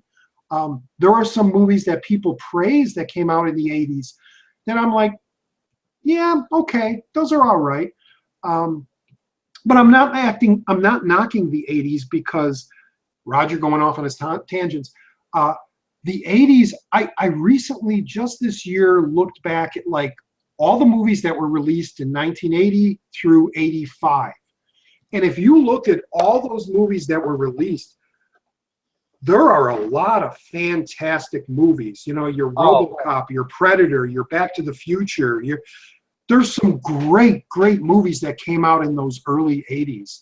Yeah, 85 as a year, like you literally, if somebody said, I'm going to give you every movie from a year, 85 is a year where you're like, man, it wouldn't suck to have everything from that year. Yeah. 85, 84, I think 82 is a big one. Yes, 82, The Thing, Wrath of Khan, Tron, all these great genre movies. Right. It's funny you say that. I feel like that was the last great decade for film. Yeah, and maybe a little taste in the early 90s. Yeah. You were, you're in your little, and everybody should see it if they haven't. The Horror Needs a Hero. On my channel, not Lee's. Yeah, on Will I Like It's channel. No. See it anywhere. It's fine. Just see it. Yeah. The way you go through and say, yeah, you had these heroes from the Universal age, and then there was this drought, and then the 80s brought up Freddy and Jason and all these little other ones like Chucky and all. And you're right, there's nothing really now. But it's the same with, like you're saying, decades of movies. The 70s, I grew up in the 70s and in the late 60s watching those classics, French Connection and The Godfather, and I was going to throw Barbarella in there, but I love that movie. And then, yeah, you look at the 90s, there are a couple tentpole movies, but not as much as the 80s, not as much as the early 80s. Something in that generation of filmmakers Well, you got your Wes Craven, who started in the 70s with that. And John Hughes. Holy Oh. shit. I don't think anybody has spoken to teens as well or may ever speak as well to teens the way he did. Yes. I mean, granted, you were probably just past teenage years in the 80s, right? Me, I was, 59 to 60. Yeah, I was just early 20s, 21. So Breakfast Club still kind of worked for you then. Oh yeah, definitely. I say to a lot of people that if you want to get a picture of what I was like and what I was dealing with and where I was, is Dazed and Confused. I was that freshman. I was that kid. I didn't go on a ride at night and met those people and that, but I've had nights like that. We've had a little pool club where we get together and I didn't drink, or I snuck drinks and I snuck other things, but I hung out with a lot of little older kids, and the music, the look of the girls were hot back then. And that was my era. That all those songs, all those music, I listened to those things in my bedroom, and just like him with the headphones at the end of that movie. It was that. And so yeah, generations are different. So yeah, going back, Breakfast Club, yeah, did it was very impactful to me, and what a great movie. I brought this up about John Hughes in a hangout, and I think I mentioned it in one of my videos, that Hughes had a great way of writing movies and putting movies together with young people, and had that comedy, that fun, but he had a heart.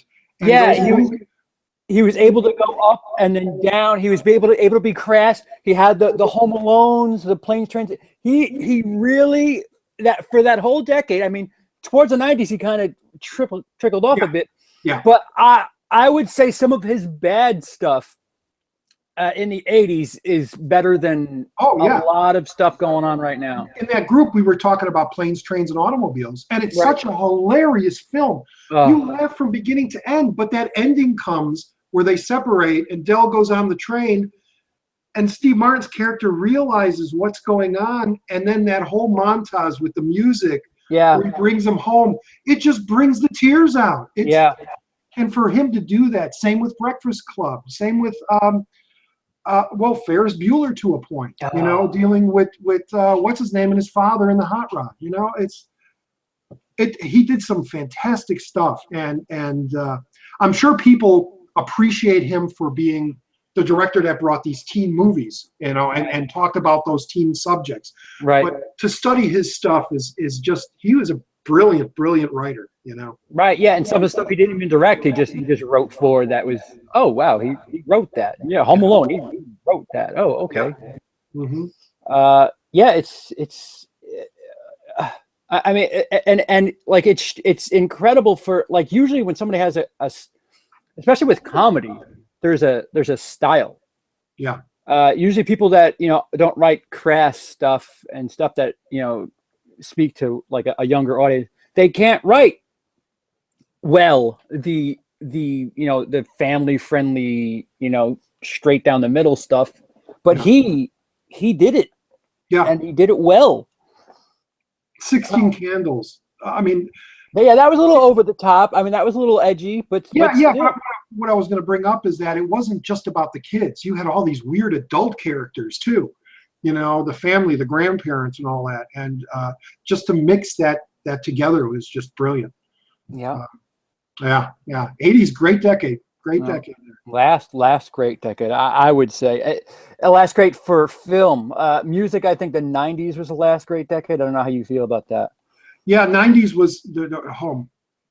It was changing. It was the music changed. As with most decades, you go through the things. The disco and the electrical and But yeah, I'm not too much into music, knowing bands and stuff. I know certain songs. I grew to love certain things, and yeah, I mean, I was a Prince head. back when Prince was there, and Ministry. I was into all that Wow. stuff. Guar for a point. Okay. Yeah, you know, but then Supertramp and you know, Genesis.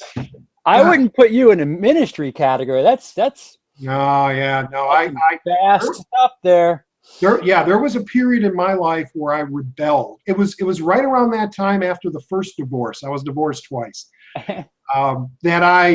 It's like, fuck it. I'm growing my hair down. I'm growing my beard. I started looking like Jerry Garcia. People would say, you look like, because I would wear Hawaiian shirts and I just had the beard and the hair. And I became a rocker. I really did. And the Ministry and the, who did Sing Sing Sputnik? No, that was Sing Sing Sputnik, right? The group? Oh, I don't. Anyway, they're doing like a techno band, techno rock. That's kind of Ferris Bueller's Day Off, where he wakes up and he puts the Father stereo on, that music, dum, dum, dum, dum, and he puts the bass and he sits there and he talks. That music was done by, I believe the group is called Sing Sing Sputnik. Wow. Very obscure, I believe, German techno band. But yeah, in that Ministry but hey, I've been all over. I've been all over. That's hysterical. Yeah, somebody. See, I'm not. Yeah, I was a teenager in the '90s, and somebody told me, "Wow, 1994, you could have theoretically gone to see Nirvana, Alice in Chains, Tupac, Biggie." I mean, granted, I'm not fans of all of those bands, and still see U2, Michael Jackson. Like 94 was probably the last real year, and somebody said it, and I never really thought of it. And I was like, wow, you know what? I probably should have bought some concert tickets that year. I guess you're right. A lot of talented people at that time. Yeah, and the change of music and what was I going to say? I was going to bring up something. Oh, there's even newer music that I really don't, because I don't follow music. I follow movies more. Movies is my life. But you get a movie and then you have all these soundtracks in there, these rock scores and stuff. I brought up the movie Project X in my piece. And the big party movie. I absolutely adore that movie. I love it for just how wild and crazy it is. And I love all that music to the point where I started downloading some of the songs. And I'm 55. What am I listening to this stuff for? Right. But it hooked me. It got me, and I like listening to it. So yeah. I mean, to each his own. Yeah. I've tried to keep noticed of things going on in the world. I try to, although there are things I don't get, like vines. They go too fast and they're not always funny. And it's like, what's the point of them? And 6 seconds. Every day, today's world, you only have 6 seconds. Let's go. Yeah. 6 seconds to entertain me, and I gotta go. I every day, one of the places I always look is Live Leak and WorldStar Hip Hop. Just Roger, you are not a Vine person. Let me say that right off the bat. There's no way. You'd have to make like 50 Vines in a row for it to be anything. Cut them up. Yeah. There's just my Vine is an hour long. Yeah. Yeah. That's not Vine. No. It's funny. I'm sorry. I cut you off. Go ahead. No, I was just gonna say I try to keep up to date with everything that's going on, with what young people are watching and listening to, and like I said, the big thing is WorldStar Hip Hop and Live Leak, all that. What's with those and all these other catchphrases that are coming out. I try to keep up with it because then those things end up sometimes in movies. And yes, exactly. You won't get the reference if you don't know what they're talking about. Right. So, you gotta kind of go around. So I noticed, I think we spoke about it a bit. Do you want to talk about any of your films and anything, if anybody wanted to check out your stuff? I'll talk about one thing I'm proud about, and it's the reason I'm on IMDb, and I'll try to do it quick. In 2000, I met up with a waiter at our watering hole. A group of friends of ours would always go and drink at this place, and he was a waiter. And we found out he was going to Columbia College, which is where I graduated from. and he was working on a short film. And he told us a story, and he went off to get our drinks. And when he came back, my buddy and I had devised a whole story, and he loved it. And so we ended up making that short film. It's called Broken Warning. It won an award in LA. When he went to LA to get the award, the people there says, you got a really good idea here, something that's not been ever talked about, something that's unique and different. You should probably think about maybe flushing it out and make a feature of it.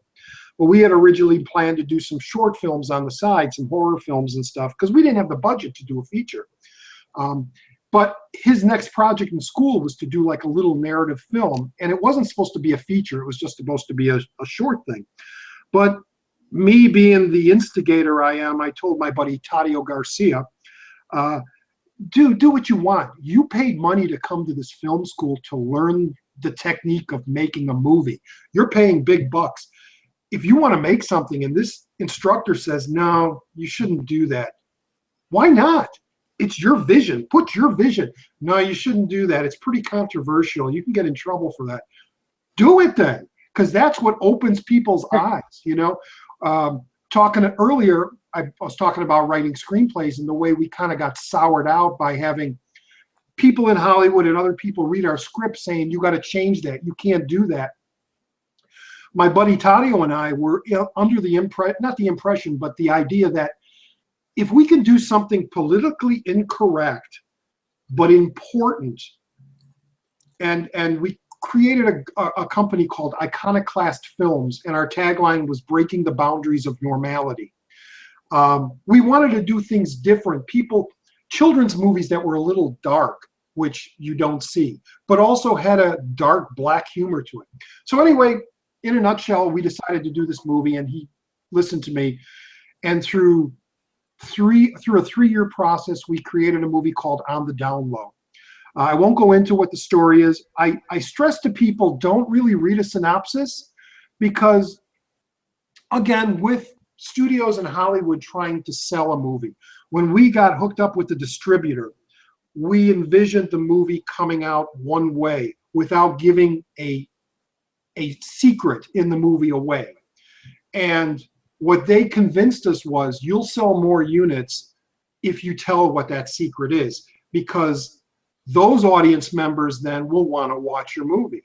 And so instead of just one group of people, you'll have another group of people watching, and you'll sell more units. So we eventually caved in, and on the back of the video box, it kind of says what the movie's about. But we never intentioned it. We wanted to shock the audiences when this certain scene came up, because it was something you would never think gangbangers would do. But anyway, the reason I want to stress that, and I don't want to go too much into it, because if you do pick up the DVD, shameless plug, there's a whole 2-hour documentary on how we created this, and just what I mentioned, the whole story, how it all went along. And it's a fascinating documentary because it's very fly on the wall. I was there almost every day shooting, filming everything. My buddy directed it, Tadio Garcia. I wrote the screenplay. I edited it with it. I picked out the music for it with Tadio. It was a total collaboration. Although he got a little more credit on the thing, because it was his school project originally, and I wanted him. I was like helping him. I was his apprentice. I wanted to, here, you're younger than me. You're going to be the filmmaker. Let me help you out, give you some details of what I've been through. I'll push you out of the nest. There you go. Fly, fly, fly. Let me stop you for a second. So I'm asking for myself, but of course for anybody watching, if I wanted to, is it on Amazon? Do I go on a download? Is it on Amazon that I can buy? Just 2012, 2013 was the end of our contract. Right now we're negotiating with Image Entertainment to try to get another contract going. So get out there and get it. It's out of print.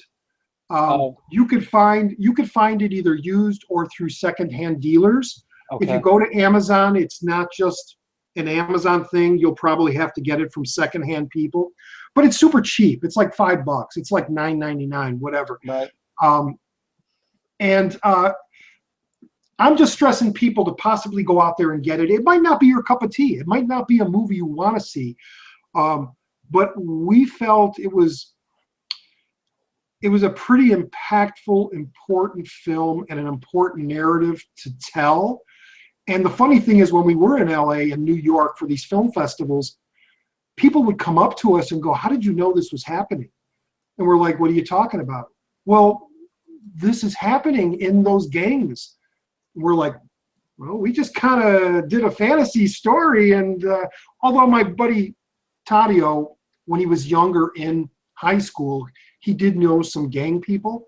So he, do you have a copy? Yeah, what are you reading it out loud for? Private chat, sir. I didn't know what it was. Sorry. But anyway, no, it's our little film that grew. It's our little film that could. And again, shameless plug, the DVD is loaded with extras. There's the original short film. There's a music video we did from a rapper who actually read the script, and he created the song just from the script. There's that full 2-hour documentary. It's longer than the movie itself. There's commentary tracks on the short film and on the movie. Image really, really helped us out. And I have to say our film distributor agent, Jesse Rodriguez, really pointed us and helped us out. And I praise him for doing what he was able to do for us. But it's my little 15 minutes of fame. You know, it was my attempt to write a screenplay. I went to college for filmmaking, for theater, for makeup, and for writing, creative writing. And I was always writing comedy scripts and horror scripts. I never did a real drama, a serious family drama. And it was a challenge. And after it was done, nothing is better than being a brand new screenwriter that you're not getting paid for. You just do this thing. And then you're on the set and you're seeing the actors say your lines. There's nothing better. And then to see and work with them to work those lines to work perfectly and flow perfectly. And we were blessed with these two great lead actors, Tony Sancho and Michael Cortez, that both married, that both went into this project brave, totally brave, and did the job. And both of them, Michael's in New York now doing stage. Sorry. And you need to get that? No. My life's on pause. I'm with you, dude. You're my focal. Okay. But anyway, and Tony, I believe, I don't know if he's in LA or if he's in New York too, or still here in Illinois, but he's teaching, I believe, acting. But we were blessed with this, and I just wanted to say that it is out there. If you search it out, I believe it is also on Netflix. Another great thing is making a project like this and then walking through a Blockbuster and seeing it on the shelf. That's another really great, and to see your name in the credits or that you did the commentary. So it's out of print. So if people want to see it, they should, if they find it, get it. If they find it on DVD, it's only on DVD. I stress get that, because I hear Netflix made a mistake where people would want to stream the movie and they got the documentary instead. Oh. Or vice versa. Or you get the movie, but then you don't get all those great extras. So, which is basically the history of the making of the film, which is, again. I mean, Roger, listen, let me tell you, it's, I went to film school. I was advised not to, when people were doing 5-minute shorts, I wrote a 50-minute, not quite a feature, but not, it was a long short. Yeah. And I got pretty far. And it's like you said, when you write something and you see it being performed, it's feeling is so incredible, because it's like, in your head, you're like, wait a minute, I envisioned this, I created this situation, and now it's like happening. Yeah. And it's like a real big ego stroke amongst other things. Like that this, if you didn't think it, this wouldn't be happening. And it's a really, really wild feeling. And then to complete the project and go to film festivals, touring film festivals that accepted it for their schedule, and seeing it with a live audience, laughing at the right places or at places you didn't expect laughs to come, creating new, like, wow, that is a great line that I wrote Yes. there. Or crying at certain points, which it's a drama. Our movie is a drama. It's a very hard drama. And a lot of people we've had quite a few people in tears at the end of it, which we accomplished what we wanted to do, you know. And we've had some criticisms. You know, I'm being very vague about the storyline, and I'm sure most of those that probably are looking for it now are reading all about it, knowing what the movie is, and you know, so be it. But I'm not going to talk about that. But yeah, it was just a great, fruitful experience. It really was. You know? I mean, listen, the fact that you people don't understand how much I represent.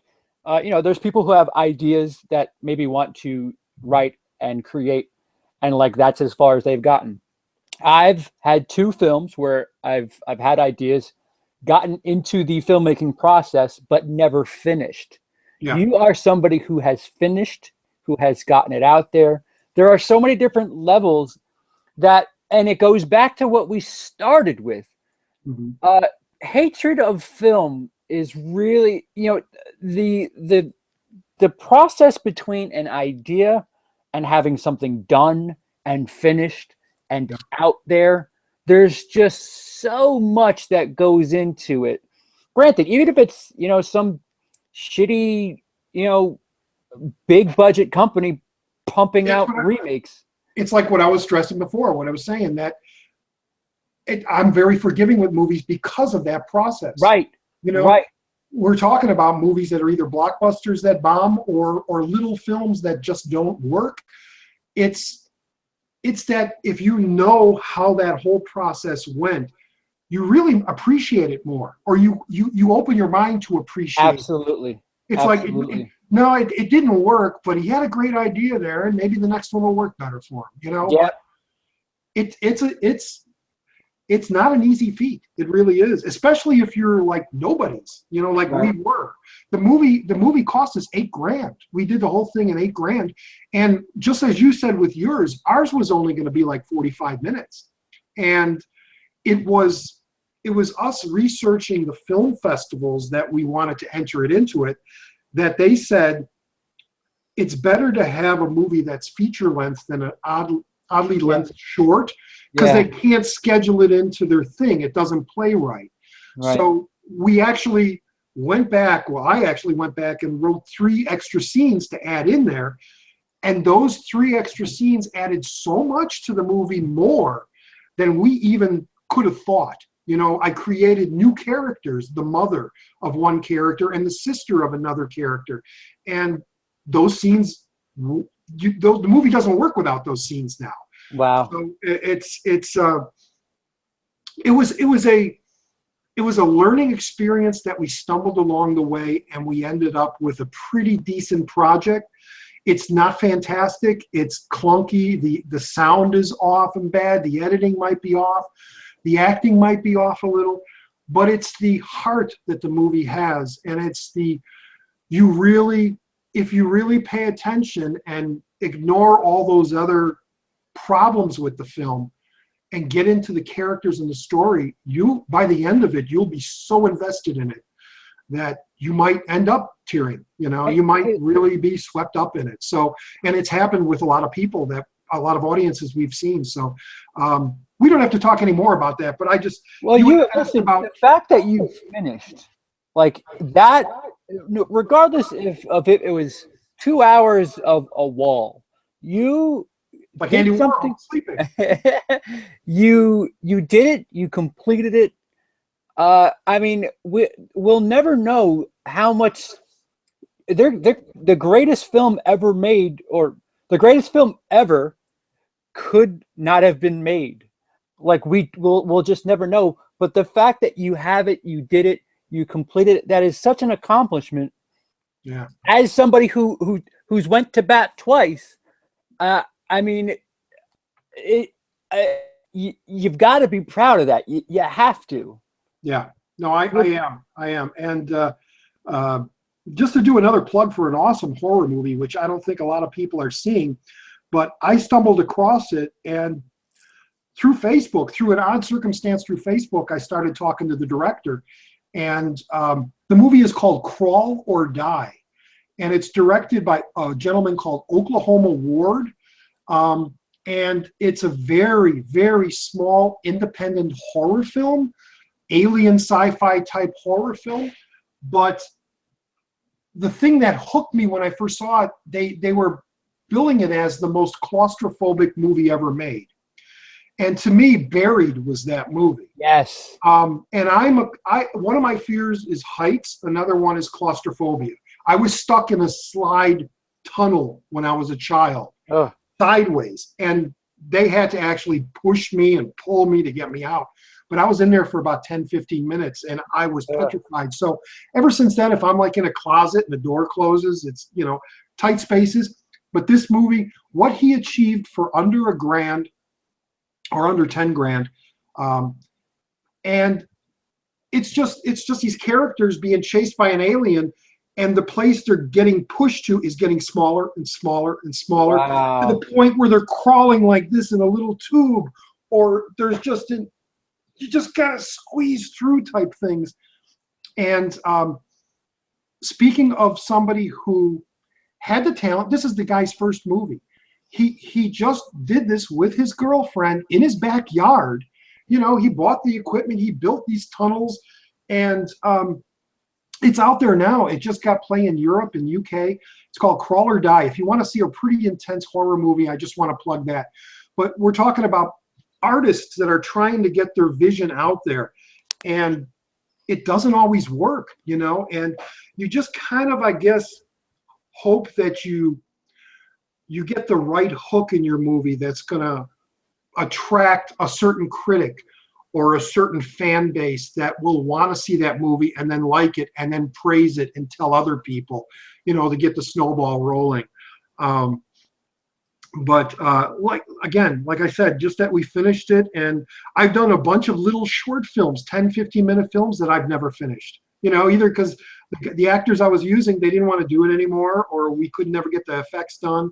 But anyway, no, I'm proud of it, and I think everybody that, I don't get anything from it. Our all that money goes to Image. Well, it's all done now because the contract's up, but we didn't get paid anything. When we got the money from Image for the distribution, we paid off lawyers, we paid off music rights, we paid the actors, but the director Taddeo and me, we didn't get anything, and we still haven't. But it's our little baby, and it's out there, you know. All right, so feel free to not answer, decline to answer. You know, this is something for film fans or people who want to get into creation. When I did my thing, I tried to cut corners and pinch and shoot my backyard and whatever. You mentioned that you shot it for what, 10,000? $8,000, yeah. And okay, it was like that because we originally started with 16 millimeter. Then when we knew we were going to extend it to a feature length, Taddeo got a video camera that was supposedly shoot film style, but it wasn't. So you can kind of see the change in formats in the movie. But it was cheaper then. So we weren't spending money on processing and color timing and film when we switched to the video, you know. So that first 45 minutes we paid the film processing and the color correction and all that. The other stuff was all done on video. And it was basically a write what you know, write what we can do, you know. So when I was writing at the locations or the situations, it's like, okay, we could film that here. I have access to a college that has a courtroom, so we could film the courtroom scene there.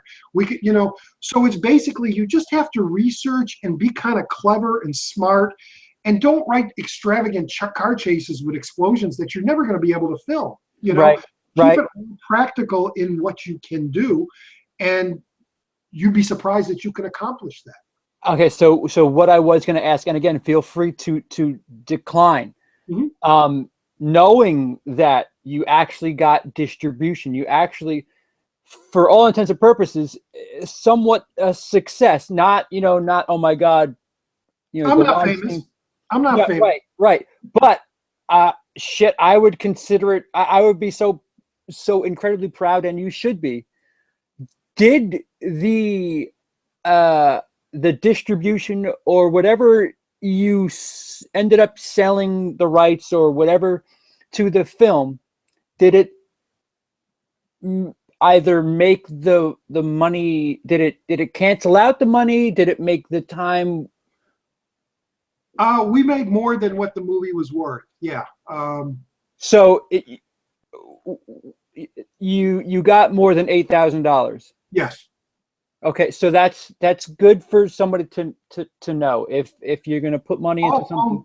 Yeah, and like I said, the important thing in our situation was that at one of our screenings at the film festival, this gentleman, Jesse Rodriguez, who represents certain films at that time, I'm not sure what they're the Burpers, I'm sorry. At that time, he was someone that would scout out films, and he would give us our business card. And he says, call us, we have to talk about this. I might have some deals for you. And we did. And then he had some editing suggestions, which we were totally against at first, but then we fell to our knees and accepted it, knowing that we were going to get this distribution deal. It wasn't anything that was going to be removed from the film, although slightly trimmed, but it was going to be a rearranging of scenes to make the film play better. New filmmakers going or subjecting their movies to film festivals, these people see hundreds, if not thousands of movies, and they basically put the movie in, watch the first 10 minutes. If it doesn't hook them, they take it out. They don't care what the rest of the story is going to go. They don't know how the story is going to develop to get to that ending or what even the whole story is. If they're not entertained in those first 10 minutes, they don't even want to watch it anymore. So our movie originally started with a 10-minute scene of two characters sitting in a car talking. And it was basically to establish their characters. And he says, people aren't going to want to watch this. This is a long, boring scene, even before the credits. It was going to be like one of those things. And he says, keep the scene because there's a lot of great info in there, but let's move it to the back here. Let's move it here on another day, and start the movie basically with the credits, which has a great montage of the Chicagoland area and the neighborhood that the movie takes place in. And then from there, the movie continued on the way the script was, with a car chase and some shooting and stuff like that. So new filmmakers out there always have a hook in those first 10 minutes. Be quick, don't try to be clever, which is what we were doing. We were like, let's do that little scene before the credits, and let's just have them talking and have a little humor and have a little drama. And, that might work for us in our original cut, our master cut, but it won't work for most audiences. You kind of have to, as a filmmaker, think of how the audience is going to take this, or you got to trick them with some quick opening, Yeah. But no, we were very lucky to meet this person, and he was able to make the distribution deal. And yeah, we got quite a pretty penny, which was great because it was able for us to pay everything off. The props, the rental of the equipment that we did, things like that. So, and even though we came away penniless, just the idea that our movie is there in a blockbuster, or now to this day available for streaming for people to see. It's good to know that if you're a filmmaker, and not in a best case scenario, but in a if things fall into place, that you can make a movie and spend some money and invest in yourself, and if you've done a good enough job, you'll at least break even. Yeah. That's, I mean, not $500,000 or anything like that, but it's good to know, like Kevin Smith notoriously spent $27,000 to make Clerks. Yeah. And he's a lottery type situation. Yeah. But it's just good for filmmakers to know that if you can do it for less than 10 grand, and that's less than a car. Yeah. If you can do it and you do a good job, you're risking, betting on yourself isn't always the worst thing in the world, because if you've done well, you'll make that back. Yeah. I mean, you won't make money, but at least you're not, you didn't buy whatever. I would say, because I lost some money in my unfinished project, I still would say that that was worth money. The experience, everything was worth it. But it's good to know that in a good case scenario, that if you've done a good job, you're not going to be, on your ass. Right. Right. So 4K cinema. Just that? try. I mean, yeah. You got the venue out there. Who is it? Kevin Smith says that. He says YouTube. There's everybody can make a movie on their phone. It's look at the Viners. It's one guy with a wig and then back and forth. But they're doing something. They're accomplishing a little goofy little skit for how many seconds. But if you plan out, if you think you don't need to be a great writer, you got to have a good idea, be a little clever with how you put the thing together and film it. I'm trying to think back, like Sam Raimi, the original Evil Dead. They just were out there just shooting stuff, and they had this shoestring of a storyline, and it became this horror classic that spewed great sequels but no, if there are any hopeful filmmakers or anybody that's interested in writing, hook up with people from college, film students, and say, I'm a writer. Give me an idea. I'll help you. If you don't like it, we'll change. We'll collaborate. Any of those venues. If you like editing, contact some people that are right-minded into being creative, and be a part of it and try to add to them. And you never know where it's going to go. You never know when there's going to be a hit or when there's going to be a flop. You just don't know. But by doing it and finalizing it and accomplishing it when it's done, that alone, in your head, in your body, in your soul, there's such an accomplishment feeling that even now, we released that in 2004. It's 2015 right now, and I still talk about it. My buddy Tadio, he's off doing music videos and industrial and things like that. And very rarely, every once in a while, he'll go, "Oh, wow, our movie's on Netflix." But I still talk about it because it was a big time in my life that a big time in my life that I felt I accomplished something, and something that people appreciated and enjoyed. Just the same to swerve it all around now to the YouTube thing that I'm doing. I'm so glad that I started this. I'm so glad that people are watching, and 300 subscribers. I'm honored. I'm just, thank you guys. Thank you. And now CP interviewing me. I'm not famous. I mean, I'm not famous. None of us are famous, but we're a community here on YouTube, and we have viewers, and that's how life is sometimes. Maybe we're not going to be writing a Bruce Willis movie or something, but we're on here talking movies, and everybody's happy and enjoying the time.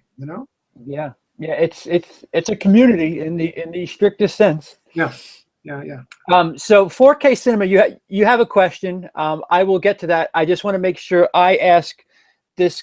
I have like a theoretical Lonely Island type thing that I wanted to ask you, and I just want to ask before I forget, because it was like my most important question.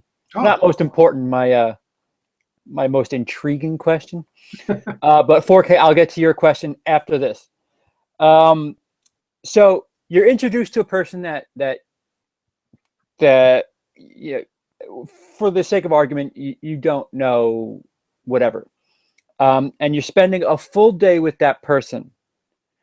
What movies are you showing that person, and for what reason? You have 24 hours. I mean, if you want to say, I'm going to show them the Star Wars saga, I'm just saying, maybe one of them. Yeah, just think, you have a couple of movies. Theoretically, that question is also like one of those that I always, I'm not saying your question is I hate to answer it, but it's it's the question that I hate to answer. What are your top 10 favorite films? No, not top 10. You mean just movie. I know what you mean. Just movies in general, either by technique or directing, or is that what you mean?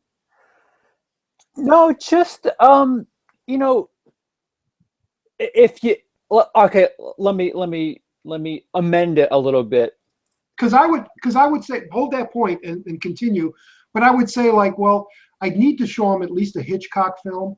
I want to show them The Godfather, or both of those, Godfather 1 and 2. I want to show them Apocalypse Now, So there are different reasons.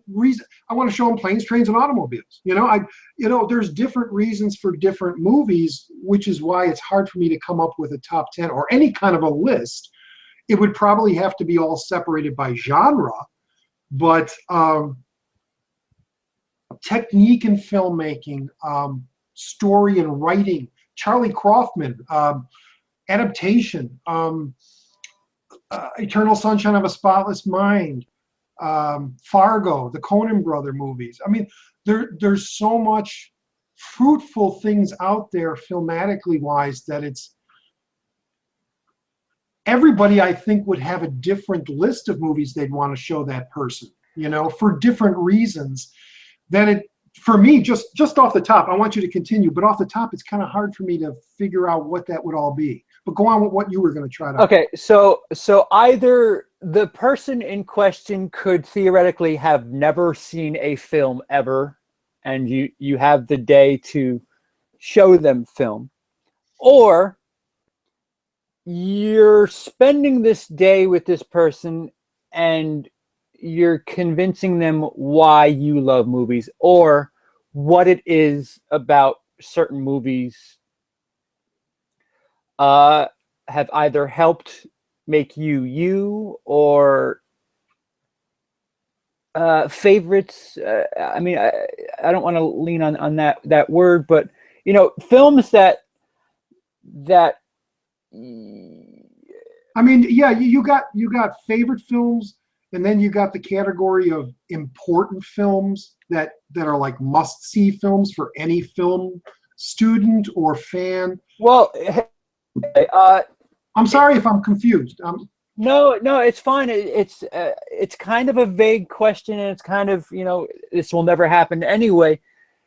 Something like Major League, the film with Tom Berenger and Charlie Sheen. Love it. I wouldn't consider it. Yeah, I wouldn't consider it the greatest movie ever. I wouldn't consider it, top 10 on anything. But if I was given 24 hours, okay. So this is how I could explain it. It means something to me. I saw it at a time where I don't know. I liked baseball a lot at the time, and the movie spoke to me a certain way. I don't think it's particularly great. I don't think anything extra about it. It's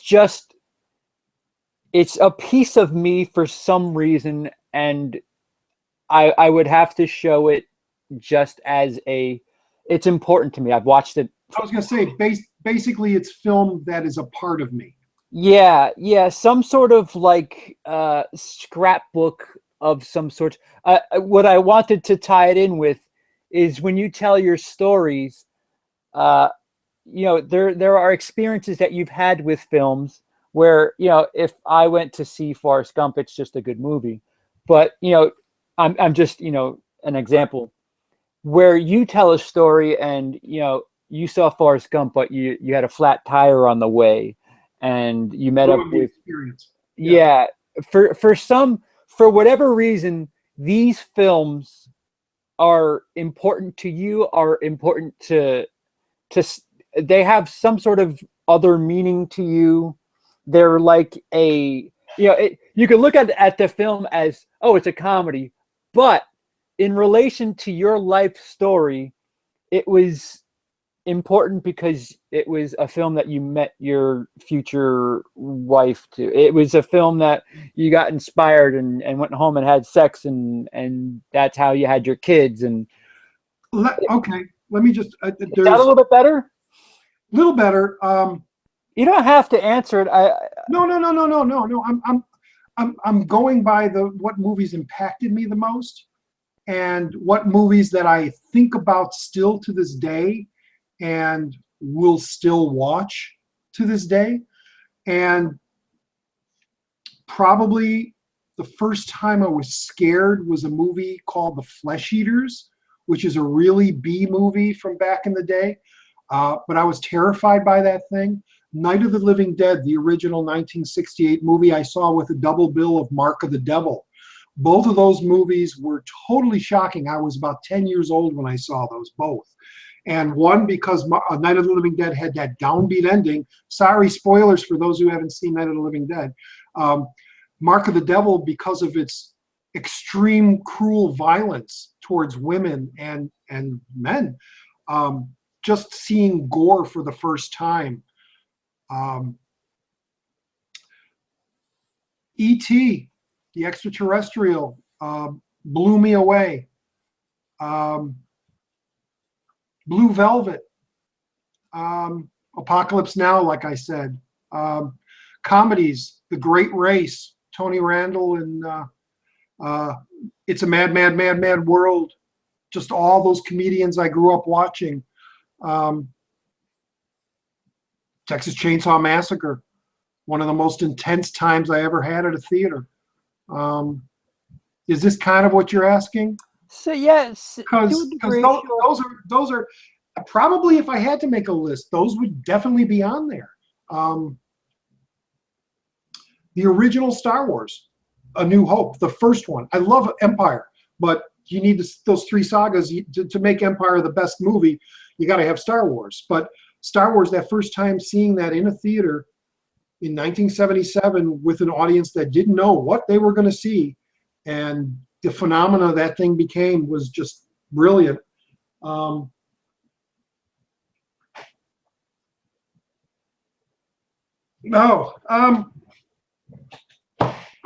Gosh. We talked about Citizen Kane. Yeah. I mean, it's a fair. I mean, you answered it well enough. I mean, there's stuff where I've had. I mean, there's a film that I saw as a child that I wasn't supposed to. It was on in the 80s. It was on late night, and for some reason the TV was still on, and I was watching it. And all I can remember about the movie is it was kind of a, it was dark. There was a tough girl, and her arm gets cut off, and she's in a group, and there's just a lot of, like, I can't remember much about the movie, but I remember being just completely enthralled and enamored with the movie. And I have nothing to go on because, I mean, there was no sort of, IMDb, nothing, no sort of anything like that. And all I have is just that image of a woman whose arm gets cut off, and I think there was guns and I would hope that it was something that was recent from the 80s. It seemed like a bit of a horror, a thriller, or a schlocky B movie. And being the 80s, it probably was. Yeah, like one of those, maybe, those violent slasher films or something. Yeah, I'm trying to think. Arm cut off. Yeah, and she kept going. Like I could be wrong with how I'm explaining what happens, but I just remember thinking, wow, her arm is cut off, and they're like, it's pretty gruesome looking, but she's still like doing things. Yeah. like she's fighting, and like, this is me as a young child. Right. And I was just like, wow, that's so strange. I cry when I scuff my knee, but this woman doesn't have an arm, and she's. I want to say it was a gun, but it could be. There was fighting. It was dark. It was kind of, like misty, foggy. I want to say it had like a post-apocalyptic type feel to it. Like people had like leather, maybe like a Mad Maxy type vibe. But what was going on in the scene was it was dark. I want to say there was a group of them. I was going to say that the thing about being young and seeing movies, that again, you're in that impressionable age. The first one I mentioned, Flesh Eaters, was because I was little, and those Mark of the Devil and Night of the Living Dead, because I was so young and I never seen visually, just like you said, I've never seen stuff like that. And when you're young and you're growing up and your parents are protecting you, there's always that, you don't want to get hurt. You don't want to get that bodily injury. You know, you might see a neighbor or know someone that, wow, he's missing a finger. How did that, wow, that must be weird living without a finger. Or, you know, and then throughout your life, you're always trying to be safe. You don't want to get in any fights because you might get a black eye or lose a tooth. You don't, you know, so when you see a movie when you're young of a woman getting her arm chopped off, and yet she's still able to fight and go out there, it's like, well, how's she going to live the rest of her life? She doesn't have an arm. And those thoughts as a child go through your mind. And so there are those movies like that, or there's this really bad kind of slasher film called Wicked Wicked, which filmatically, it came out in '72. I saw it at the theater, and I'm just thinking probably the creative filmmaker in my mind saw that movie and saw it for the technical achievement it was, not so much for the movie, because the whole movie was shot in what they call duo vision. And the film was split down the center. Remember the end scene of Carrie, how the film splits and you see her doing the head movements and then someone get killed, and that's how this movie was. But it was the entire film of a stalker stalking the woman, and the woman in the bedroom over here getting undressed, going in the shower, and here he's getting to the door. And as a kid, I was like, this is fantastic. How come no one's ever made a movie like this? We're seeing two different things at the same time, but it's making sense. It's a cheap-ass movie. Warner Archives just released it. You can get the DVD of it. I've been looking for that movie for years and years. I felt like I was the only one that ever watched it, ever saw it, because whenever I would mention it to people, no one knew what I was talking about. I just like it. See, it's stuff like that. Like I'm certain if I watch the movie now, which I really am dying to just watch it, just to know. We got to do some research. We got to do some research. Find out the name of that movie. Yeah, I know it was on television late at night in the mid '80s. Yeah. That's all I know. I know something, and I managed to do homework and find it out. A film by the name of Fortress, that was a HBO film about a group of masked men that hijack a class of school students. That freaked me the fuck out, because it was like, wait, I thought you're supposed to be safe at school. These people that look like Jason, and it was a Santa Claus, a mouse, a cat. It was a really, I remember as a young kid being like, wow, this movie's intense. This is crazy. Kids are in trouble, but they're going to save themselves. That was a similar situation where, like, it was so impressive and not like, wow, that's a good movie. It had a lasting impression on me that it just stuck with me for some reason that I had to. Again, going back and seeing that stuff, most of the time you think of children, and children always see the fluff, the children's movies, the cartoons and stuff. Yeah. They don't go to a show and see the Corpse Grinders or Mark of the Devil or something like that. And there was a freedom that I had when I was young. I'm talking 10, 12 years old, and my mom would let me go walk 2 miles down the road alone to go to see a movie. And, all right, what are you going to go see? Some movie. Okay. And not really know what I'm seeing. It's kind of almost the same or even more extreme with your generation, because the 80s was when the gore and everything came out.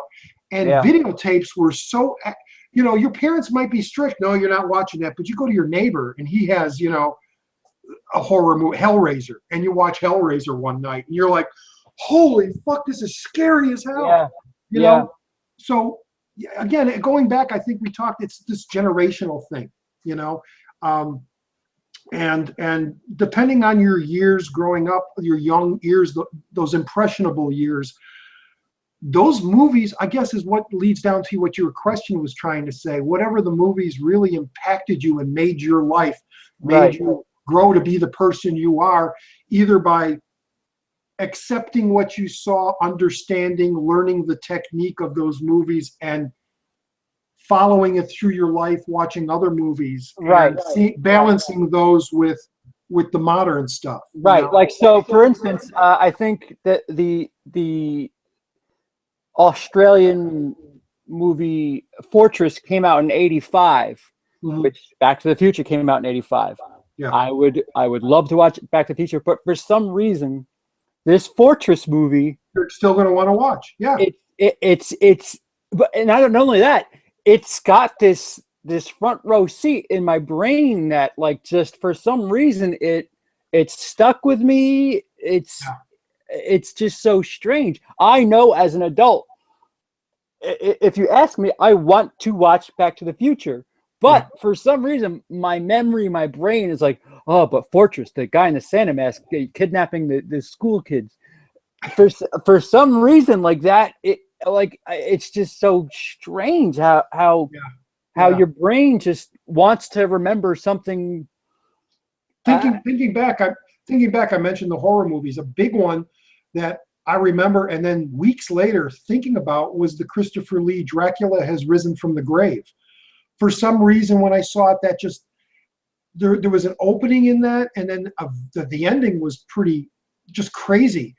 And that Dr. Phibes, the original Vincent Price Dr. Phibes, there was a movie called The Doberman Gang, where there were these Doberman pinchers that were trained to rob a bank, which sounds like a weird premise, but for years I would quote lines from that movie throughout my life that no one knew what I was saying. No one knew what I was doing. But back here I'm doing the line from Willard or from Ben, I'm doing those lines. And so, yeah, I mean, probably to rearrange what your original question was, it could be just, what are those movies that impacted you when you were younger, that stayed with you through your entire life, that made you, and like I said, make you in your mind watch other movies and kind of compare it. Yeah, Back to the Future is a fantastic trilogy, and I could watch that every couple of weeks, but I really would love to watch Willard now,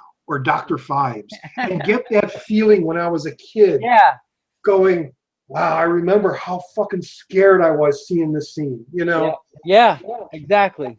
So, yeah, I think we came to base on this. No, I'm happy with where we got. Good. And for the viewers, if you know what the hell I'm talking about, some movie, the latest it could have been released, I think, was '87. So it's not anything newer than 1987. Or '88 maybe. All right, it's not newer than 1990. I'm sure of that. Some movie where a woman, I think she was in a group of women, and her arm gets cut off. Maybe both of her arms. I'm not even sure. But it was a dark setting, kind of dressed up like a motorcycle type deal. It was. If you know the film, or you know something that sounds like, let me know. I'd rather watch it and you be wrong. But somebody help me find that movie. I'm so intrigued to just watch it. That almost kind of sounds like it could be a trauma film, I probably should go and check them high, or Surf Nazis or something, where a character will get their arm cut off, but yet they're in the rest of the movie like nothing, Yeah, you know what? And let me preface. I don't know if I just know in a scene that it might be both arms. I don't even remember. I just remember that there was some crazy shit going on. I remember it was a female. I remember she was dressed like maybe like provocatively, maybe like a motorcycle. I'm thinking like a Mad Max type deal. It was dark, and that's all I know. It was about a scene. Please, if you have an idea, let me know. I also have one of those, and I know I saw it at a drive-in. I didn't see it. I was very young. I was either sleeping through it. My parents took me. I believe it was one of those like motorcycle movies, Hell's Angels or something. But there is a scene I envision, and I still can see it, and I've yet to know what movie it's from. But somebody crashed on a motorcycle. The girl had something wrong with her leg, and they cut her leg off. And I don't know. All I remember is her screaming and them using a saw cutting from above the knee, cutting the nail. And again, this is back in the drive-in. I was laying in the back of the, you know, half asleep or not paying attention, and I glance up and I see this, and Yeah. you know, but it's one of those visions, just like that one, where to this day you don't know where it came from, where it's from, you know. And it's people don't understand just how easy you have it right now with things like IMDb and like all you need just give me an actor, just that's all you need from the movie and you're halfway there. It's just so easy today. Yeah, it's not fair. It's easy for the film viewers, and it's easy for the filmmakers. Just get out there and do it, you know. Right. Okay. So sorry, 4K Cinema. I get to your question now. He says, "What's up, guys? Congrats on 300." Roger. Thank you. Not Don. Who's your favorite director of exploitation films? He has two favorites, Bill Lustig and Jack Hill. Yeah, good picks there. I'm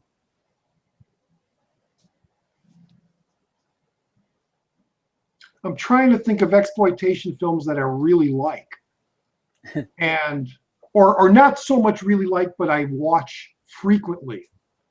And wow, the first thing that came to my head was Lloyd Kaufman, you know, from the trauma stuff. He's the most extreme exploitative you can get. But yeah, no, I think I'll just go with that. I don't know. He doesn't direct a lot anymore. He's more of a producer, and he has other people. But the last thing he directed, I believe, was called Poultrygeist, and I absolutely adore that movie. I love the music. I love the lyrics. I love the over the topness of it, the bad acting of it. But you know, yeah. Exploitative, Roger Corman. I don't know. Is he exploitative? I mean, I love a lot of his films. Mm-hmm. Sorry, 4K. That's about all I can think of. Yeah, thanks for the question. Yeah. Roger, what's most important to you in a movie? Like, what do you look for most in a movie? Good writing, good story.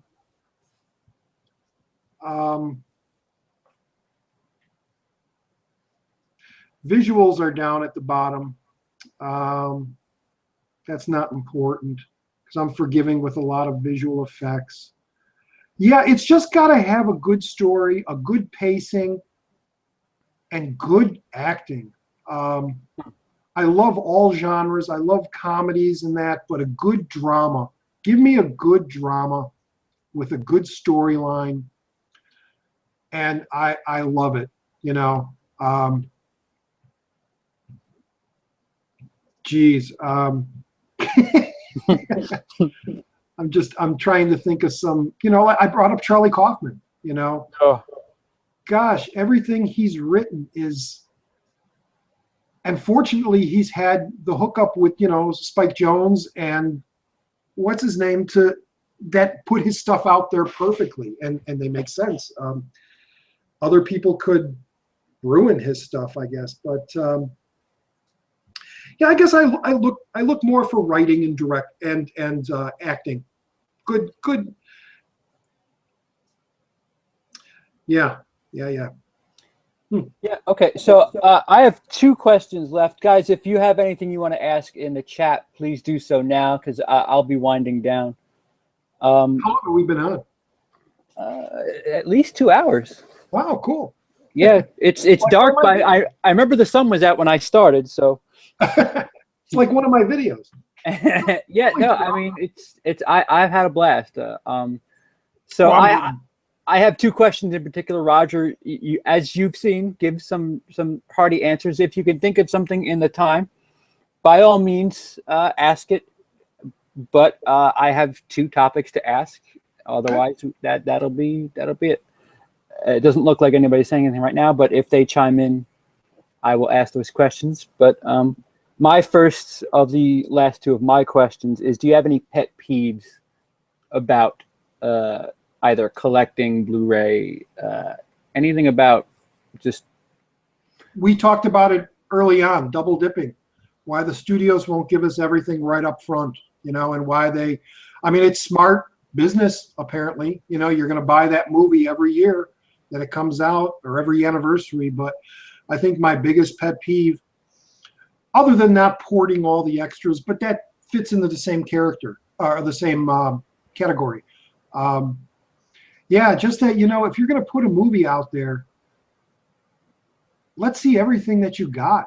Open the vaults, put it in there. You know, you get Criterion. We brought him up with It's a Mad World, and there's so many versions of that movie on that disc. The roadshow version, the director's cut, the theatrical cut, and all these other extras, and then new interviews and extras thrown on top of that, let alone commentary tracks. That's like a perfect package. You don't ever need to buy that movie again unless you want to upgrade to, I don't know, holographic 3D version when it comes out in the future, where you can interact with Jonathan Winters, you know, help throw things at him. But yeah, I think that's probably my big pet peeve. I think by now too, although you could wait and get great deals, I still think Blu-ray is a little expensive. When they come out initially, you know, you're basically in the $20 range. But for physical media, especially when there's streaming option out there and all the other options that are out there, just sell them movies for $12. You know, put them out there, put them out for $12. Then if they do a special edition or another version, you don't feel so bad about buying the next one because it's only another $12. Yeah. You know? Yeah, I guess that's it. That's it. Put everything on the discs. Stop raping us with sets that have nothing, you know? Yeah. Yes, absolutely. And we kind of touched on it before about the 80s, but is there any period in time in particular that you could think of that you really, really enjoyed what was going on? A time that you hearken back to, a time where you feel movies like was really, really doing well? The 70s. Well, I don't know if they were doing well, but the big change, I kind of experienced the change from the fluffy musical comedy 60s type Mad Helm, Jerry Lewis comedies, movies I love that stuff. But there was that transition, musicals, there was that transition that when the Mavericks came in the 70s with the French Connection, Serpico, Dog Day Afternoon, Godfather, Chainsaw, Jaws, even Star Wars. You know, that period right there, as much as I love the 80s, but the 80s was a party time for me. And 80s was, let's all head out to the movies and then go out partying and get drunk afterwards or whatever, and let's hang out, let's cruise around. So the 80s was just a fun pop time for me. I was doing theater in the 80s too, throughout the 80s. And that's when I met my first wife throughout there. So I was out doing things and being all bubbly and active. Whereas in the 70s and in the late 60s, I was going to the movies a lot. I was watching a lot of stuff on television.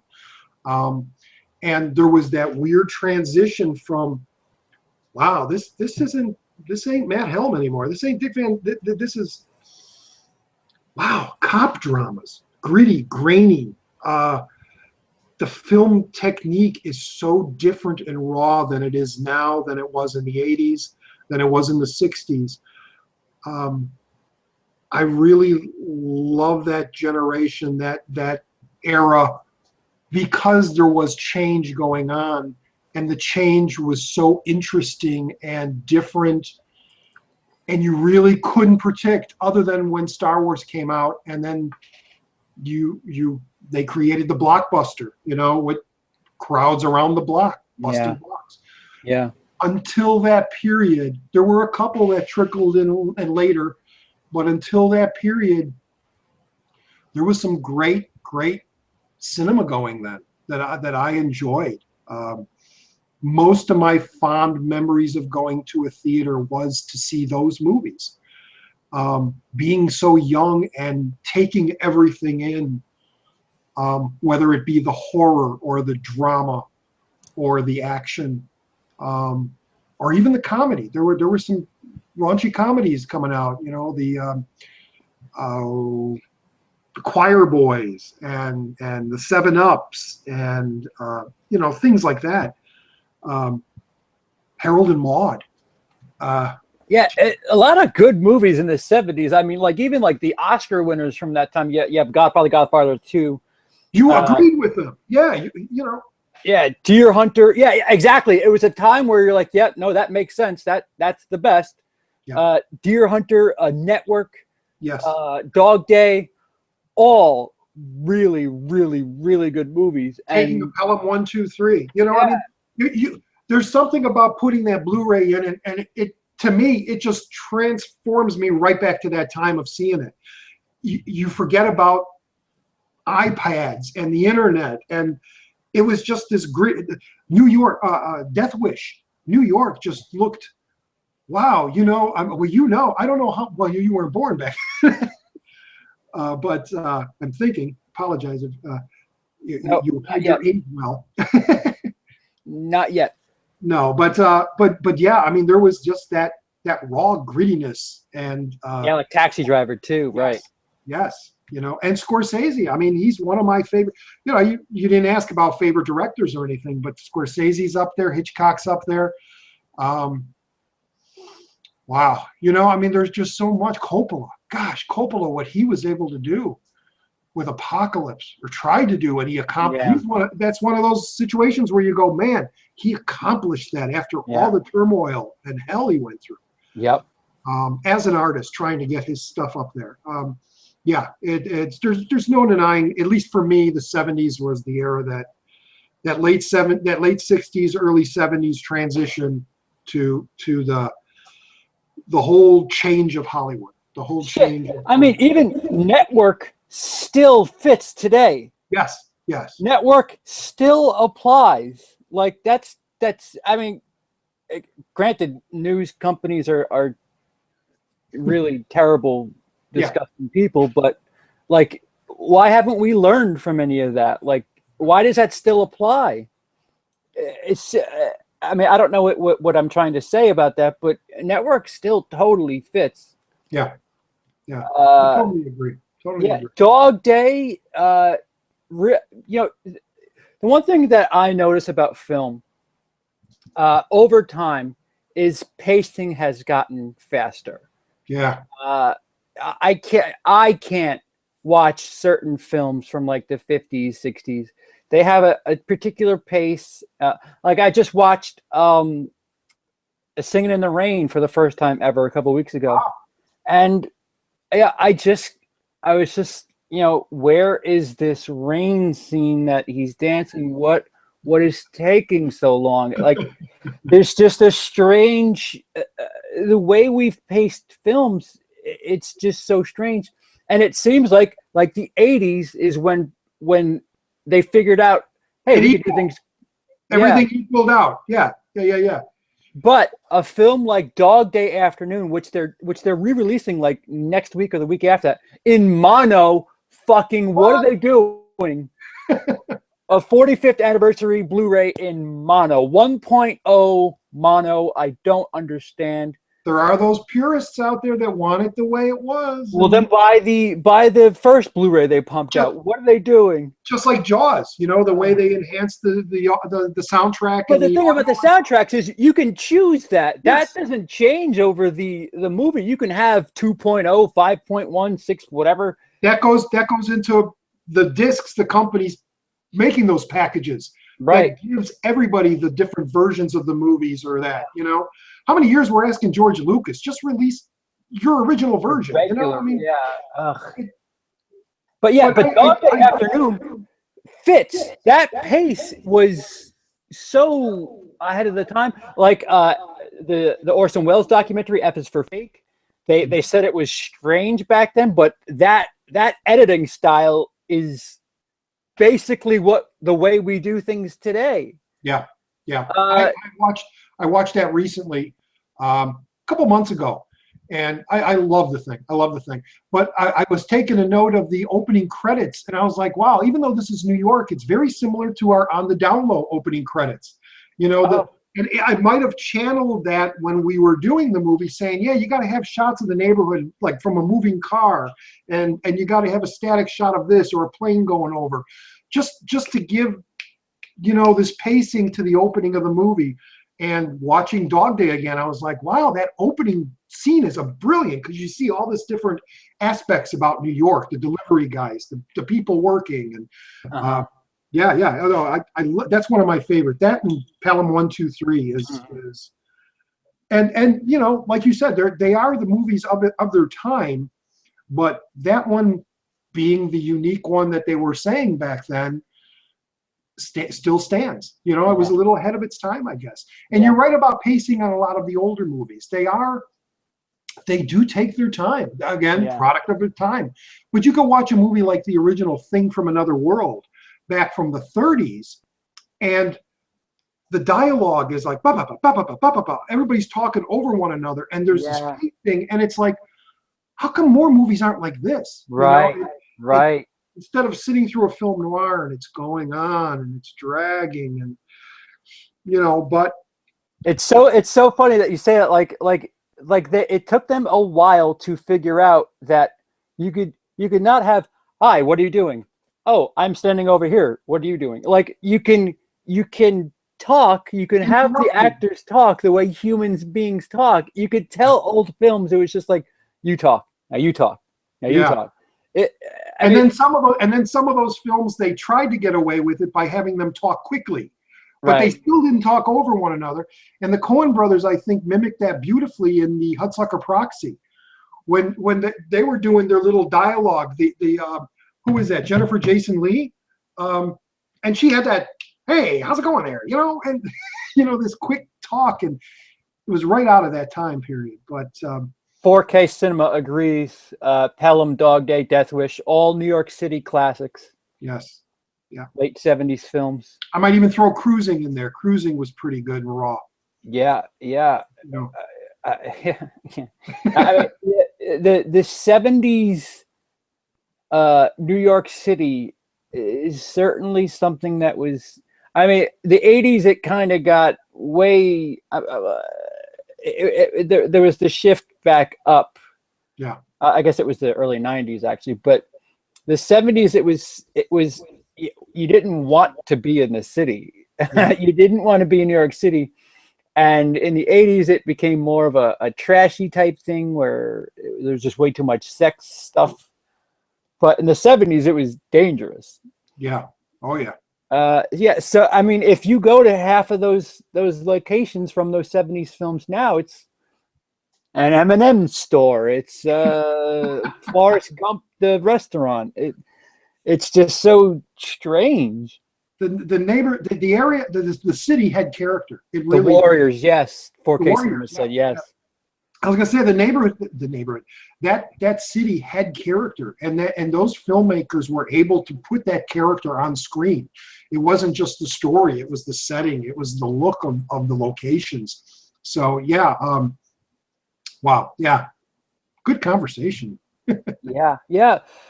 Okay, guys, I think we've covered a fairly decent. Although for Roger, this is just a day in the park. This is a regular timed video. To wrap up, Roger, you know, I'm going to try to do a theme with my interviews that follows the channel banner. If you had to say something to a viewer of mine and they asked, will I like it? Who would you recommend you to? Who would like watching you? Who would want to subscribe to you? Probably definitely film fans, film viewers, film fans.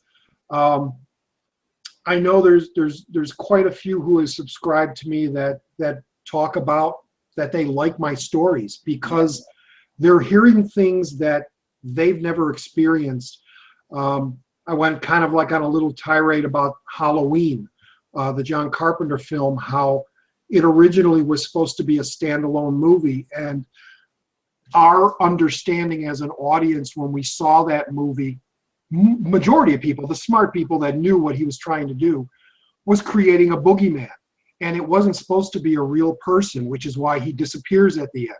It was this force that was created. Even though you had that little boy at the beginning and everything, there was a weird sense about the movie that Michael Myers doesn't exist. And it wasn't until the sequel, when they added the old sister scene on the blackboard, that it all became like a real thing. And Carpenter never really wanted to do a second. I think Deborah Hill took that over, and then someone else directed it, I believe.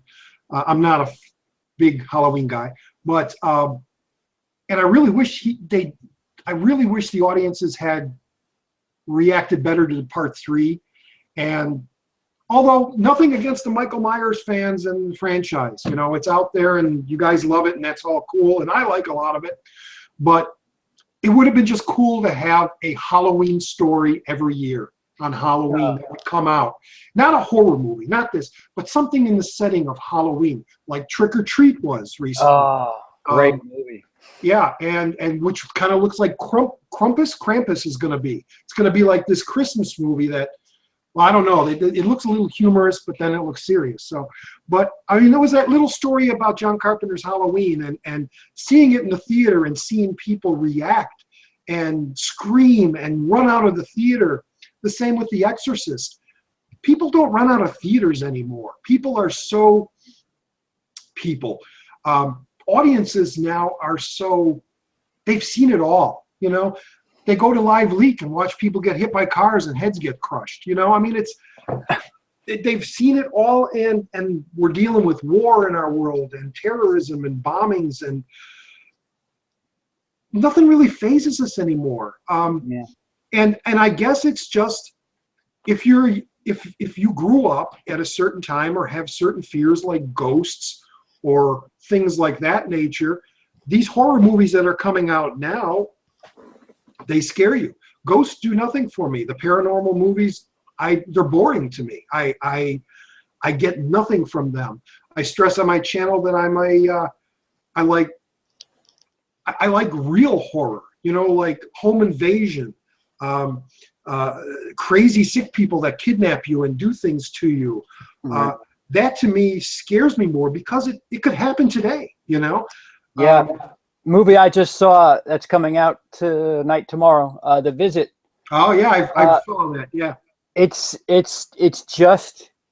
What was with that audience? You know, the first thing I was going to write on there is maybe they were being filmed for a commercial. Yeah. Actually, you know what? There's a very, very, very popular YouTube couple, BF versus GF. They were in attendance, and they actually showed some of, like, they have a 20-minute video of that day, and they show the screening. We're in this, like, we're not on screen, but we were at that screening. Universal was filming it. M. Night was there. So there's something to be said about that. So the crowd we saw it with, they were souped up. They just reacted over the top. But there's things that happen in that movie that is just real life horror, because shit, 1 in 4 of us are gonna go through that. We're gonna have this terrible stuff that happens where we forget the bathroom. Yeah. I mean, people are laughing at certain things that are happening in the movie and, you know, scared or whatever.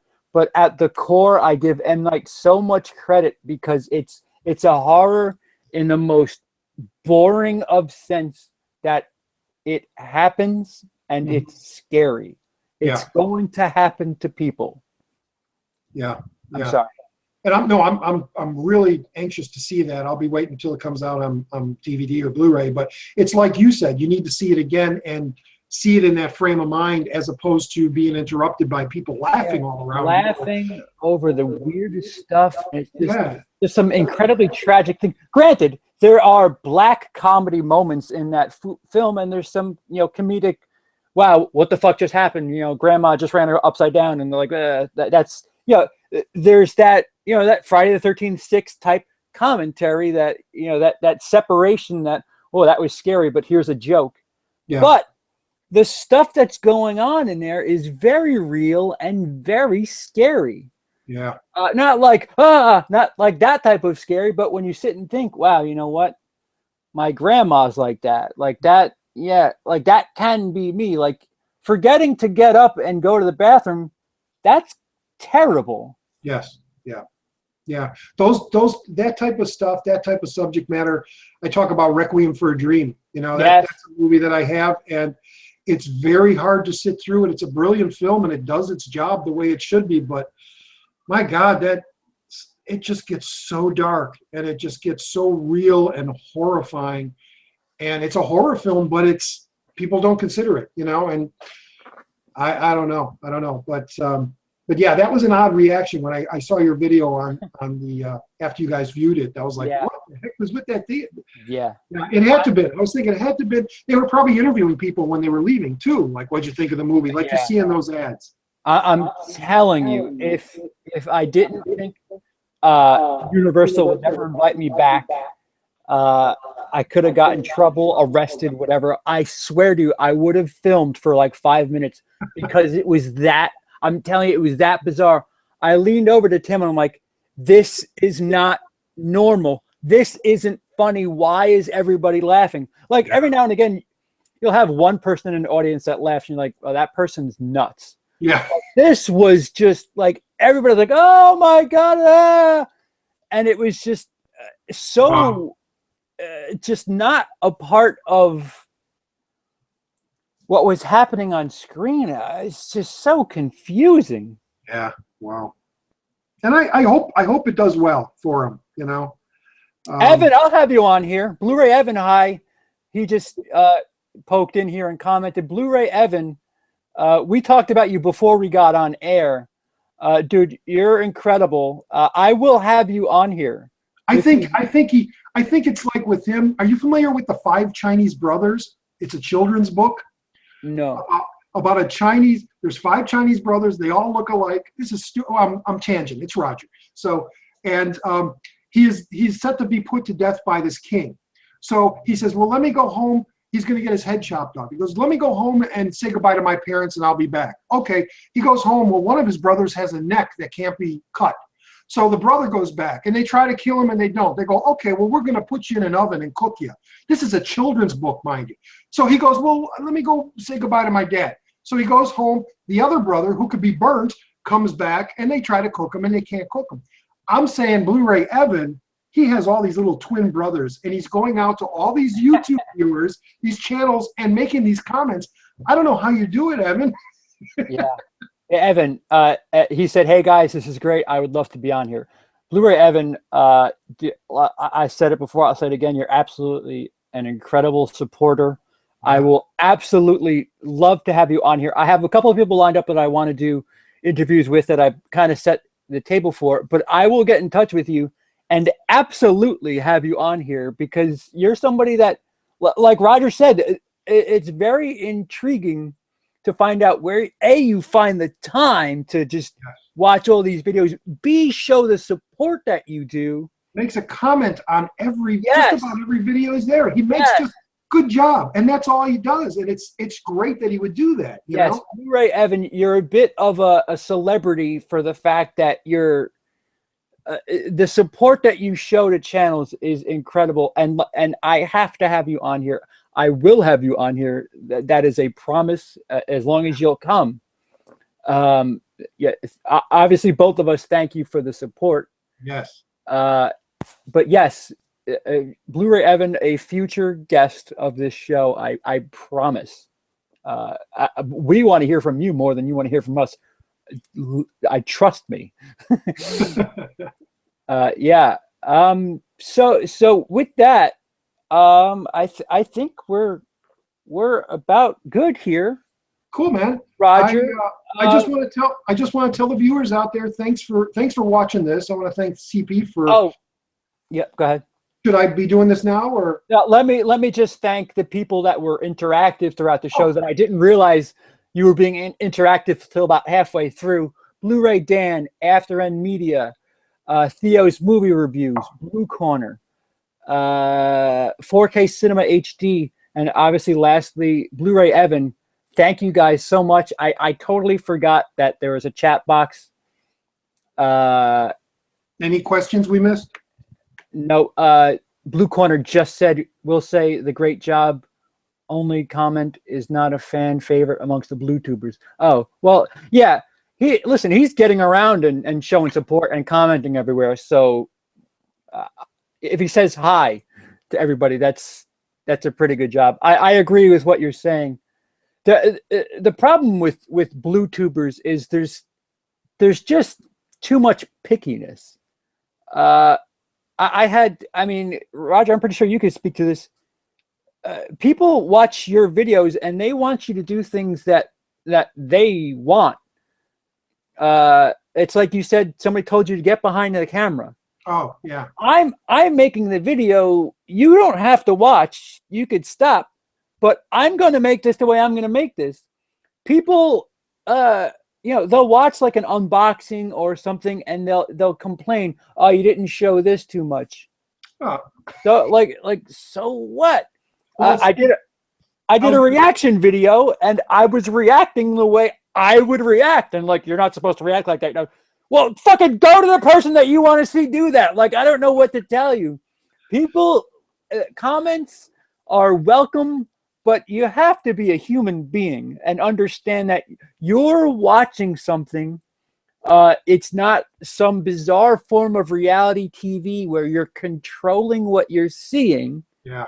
Yeah. We are real life human beings that are doing real life things, but we're doing things that we're doing.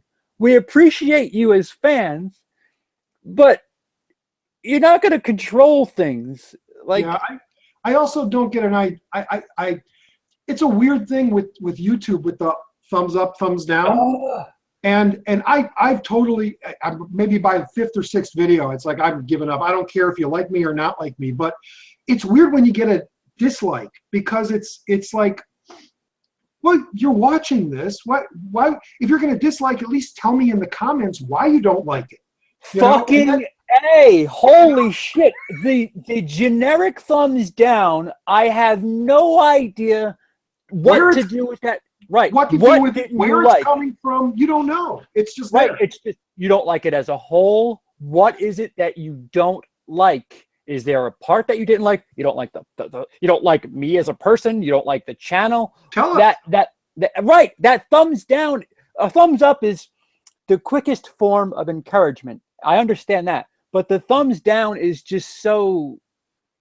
And I've said this on a video of mine. It's a punk. It's a coward way to do things, because you're just being a cranky baby. Just I don't like this. Nah. Well, say why. What don't you like? Maybe it's something we don't even realize we're doing. Maybe it's something that you're being a fucking child about. Like the thumbs down thing is like it's the simplest, most basic form of trollism. Yeah, that's true.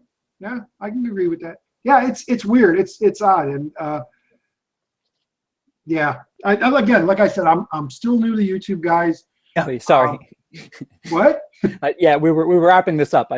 I was just going to mention too about views and stuff like that. I'm still new. I don't understand the. Is it better to have more views than subscribers? Is it better to have more thumbs up than something else?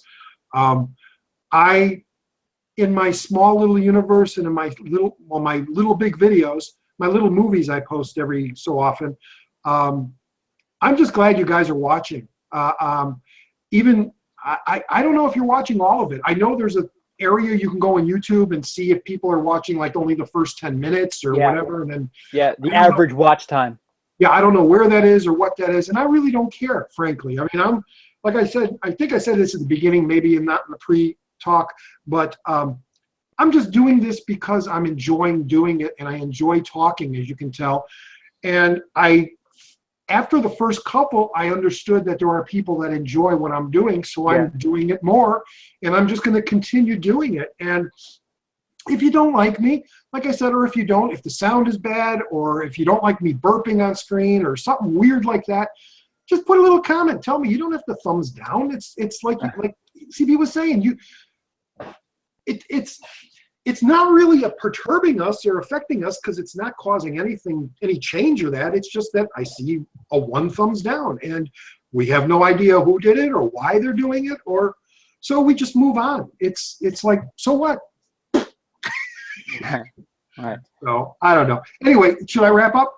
Yeah, guys, this was I hopefully this for fans of Roger, hopefully this was a nice little side step to Watch get a little, Will, I like it.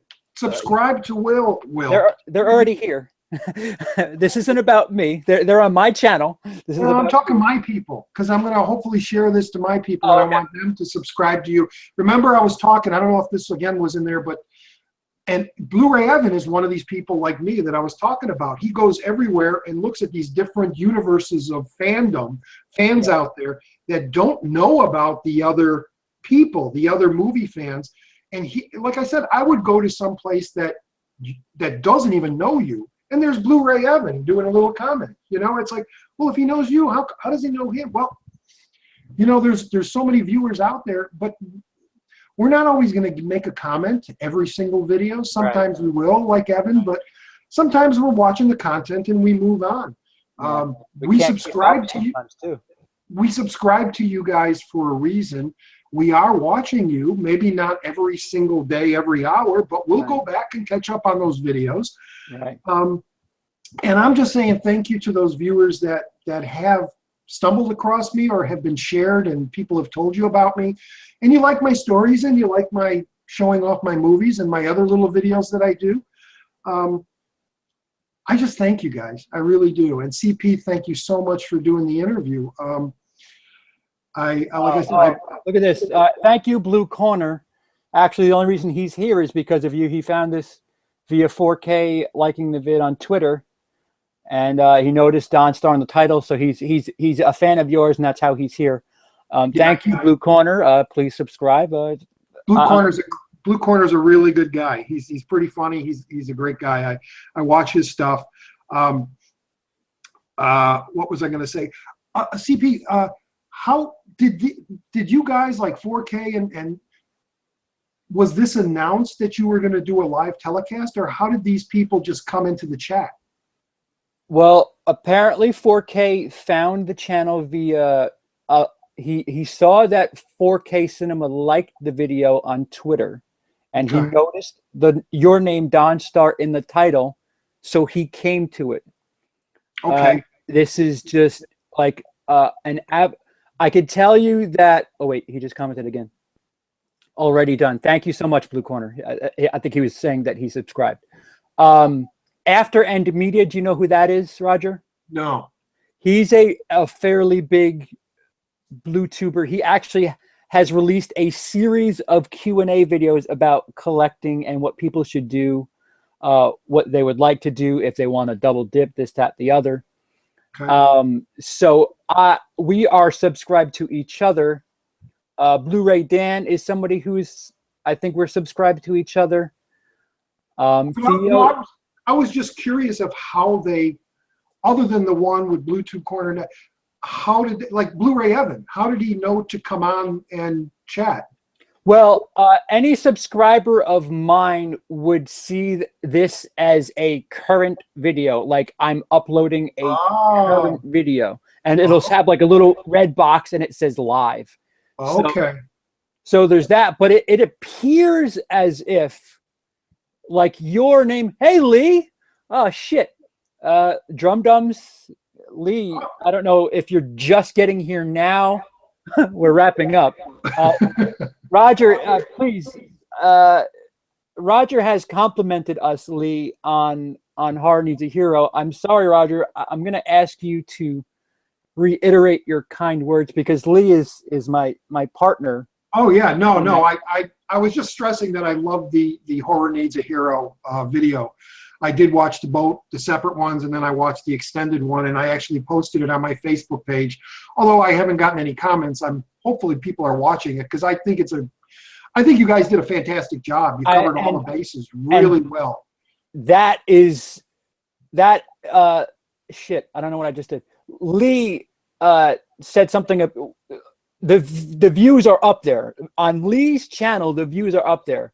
So Lee, that might have something to do with that big count. Yeah, we've been wrapping up the last 40 minutes. See, now they're starting to really get interactive. But I think Roger is part of the popularity. Really? Yeah. Don. No, Roger. Roger. Oh, do you want to say what your Channel Donstar means? Because you know what?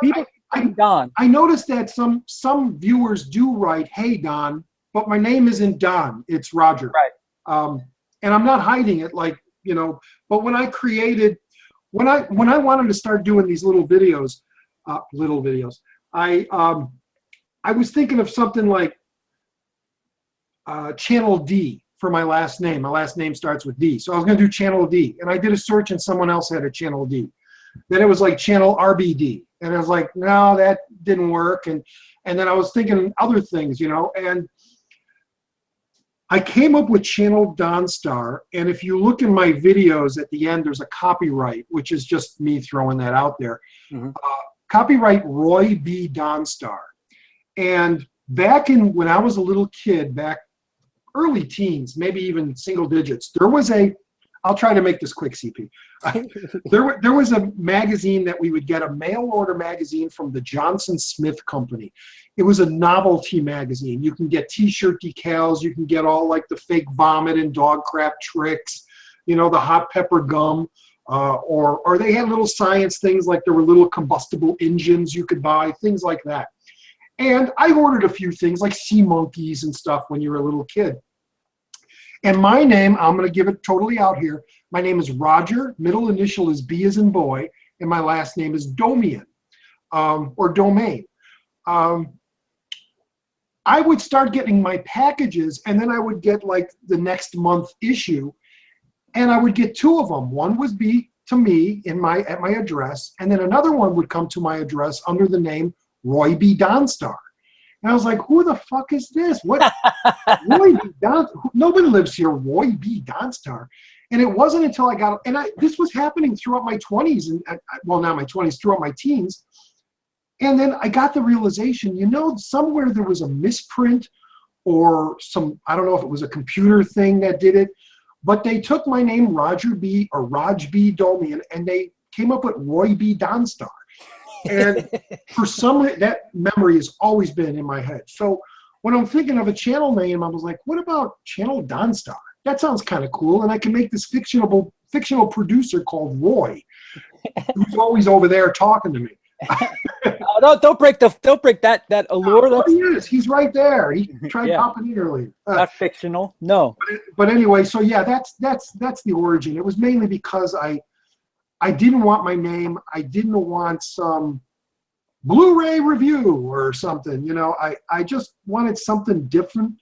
And I kind of felt a little bad after the first couple of weeks, because I'm like, that's kind of a clunky name, Channel Donstar, you know. But I was thinking of a television channel, because I figured not only am I going to put Blu-rays and reviews and things in the future, but I also had all my older theater stuff. And oh, CP, you brought up that movie where we were filming in a restaurant. That was a short film that we were trying to make called Service with a Smile. It never got completed, but all those videos are the behind-the-scenes videos that was taking place while we were shooting it. Just to answer that question from back then. But I figured, you know, this channel is going to have everything. My theater performances, some film stuff, my old movies from when I was a little kid. So I figured, why not call it like a channel? Like, you know, it's Channel 9 or Channel 32. No, it's Channel Donstar. Tune into Channel Donstar and you'll see the new video, you know. So that's where it came. And I enjoy it now. I like it now, and I'm glad people like it. And T-shirts hopefully coming soon. Here's what I've learned from personal experience, just like what you were talking about. With that, you get to know who your genuine fans are, because when I comment on something and somebody says, "Oh, Will, thanks," or "Willie, thanks," I know that they're just reading a comment and replying.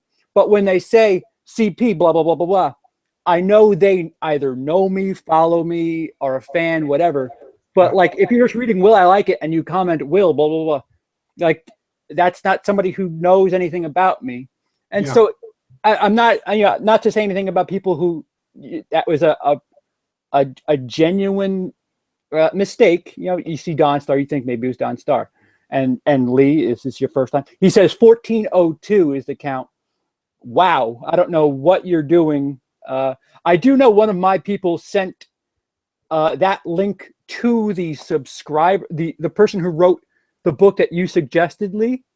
So that might have something to do with it too. Lee says he just subscribed. Nice to meet you. Blue Corner has had a hard time finding his name and doesn't really care much for it, but whatever, it seemed to pick it when it was already taken. And Lee, right, the same thing. Same here. Most don't know my name is Lee. His name is Drum Dums. So it's, I mean, in a way, it's a nice little, a line that you draw that, okay, what are you going to call me? If you call me Don, you're just generic. If you know my name is Roger, you'll say Roger. And it's, I mean, it's, but it doesn't bother me. And I kind of now in the videos, I say, hey, this is your old pal, Roger D. So people know my name. But in those earlier videos, I never really mentioned my name. So I'm sure people misunderstood, maybe just thought that was my last name, or my name is Don, and I was just doing a weird play on it. But I don't mind. Just don't call me late for dinner, right? All right, guys. So finally, you guys heated up towards the end here. It was quite interesting. Please, whoever viewer you are, as we got to the bottom of it, thank you. See, we both had an equal draw here, which was quite impressive. And this is the first of hopefully many episodes where I do a Will I Like It based on YouTube personalities. Today we covered Don. Today we covered Roger with Channel Donstar. And I hopefully gave you something separate from the experience while giving you a taste of who Roger is. And if you're a blue tuber, he certainly is an interesting and enlightening taste on Blu-ray collecting. He's like he said before, he's the grandpa that you listen to with the stories. It's just stuff that. And I give away free stuff. I give away UV codes just about every video throughout. I try to stress to the people that do get those codes to email me or send me a message, because then in the next video I'll give you a shout out saying, hey, so-and-so got the UV for, Tank or whatever the movie is.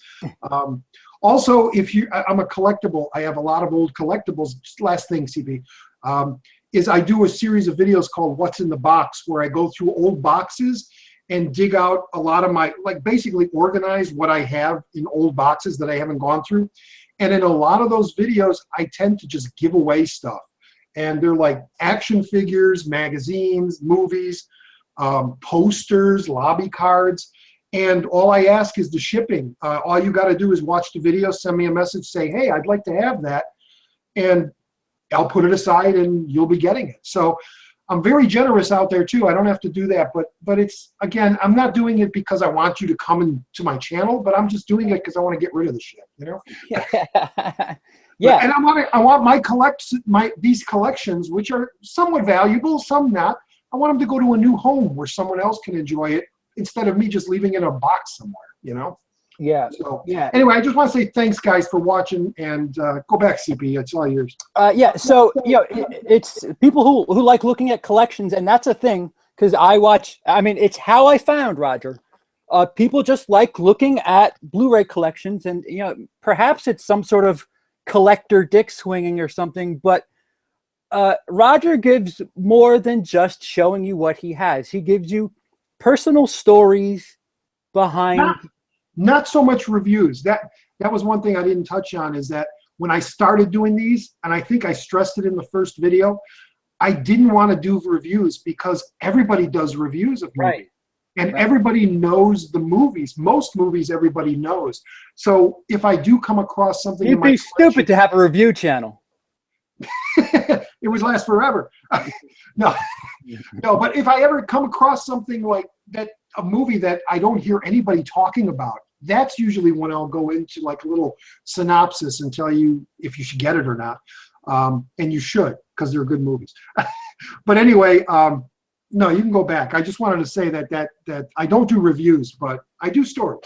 The joke was I have a review channel. I know. Yeah, so I'll wrap it the way I opened it. I first stumbled across Roger. I saw a 2-hour video. I thought it was his whole collection. Turns out it was just one letter of the alphabet. And 5 minutes in, I'm like, what the fuck? I don't care about where you bought this movie. Like, there's some people that show like them going to Target, and like to some degree I can get behind that. But like, whatever. I was sitting there with my arms crossed, but I did not stop. I did not change a channel. I changed a channel. I didn't click off. I was just like, who cares? What the fuck? What is this guy talking about?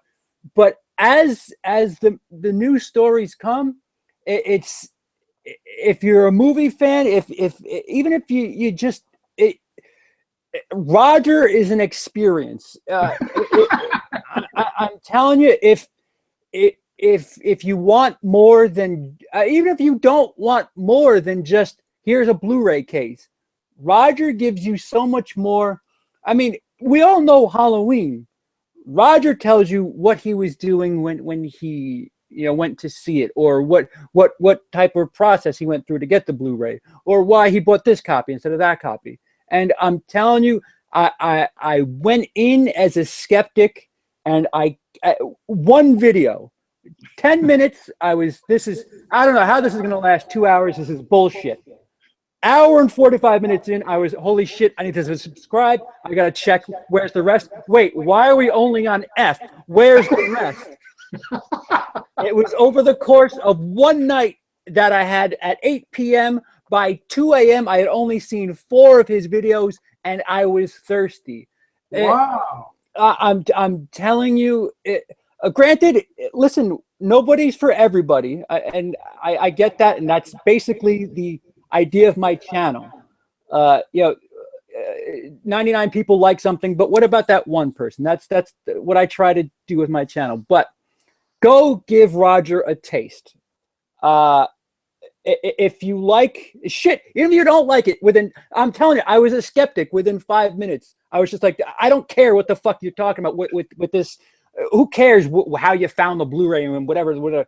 But there's stories for everything, and sure enough, he won me over, and I'm sold. Now I'm like, oh wait, why didn't he talk about what happened with that one? I know Forrest Gump is popular, but what happened with you with that movie? What?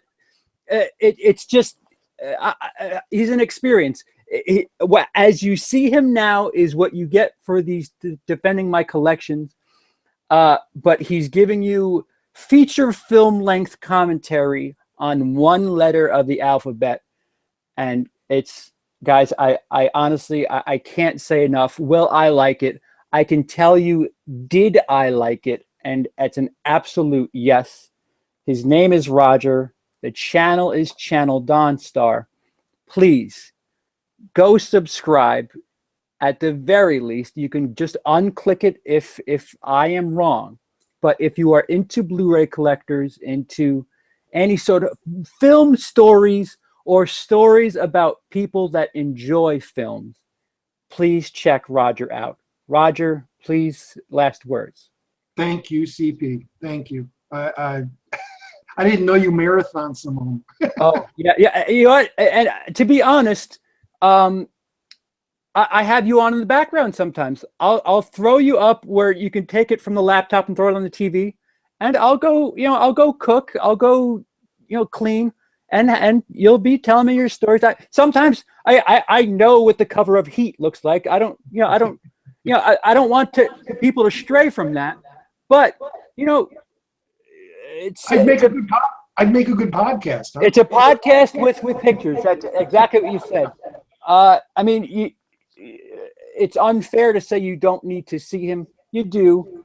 I mean, we kind of teetered on it.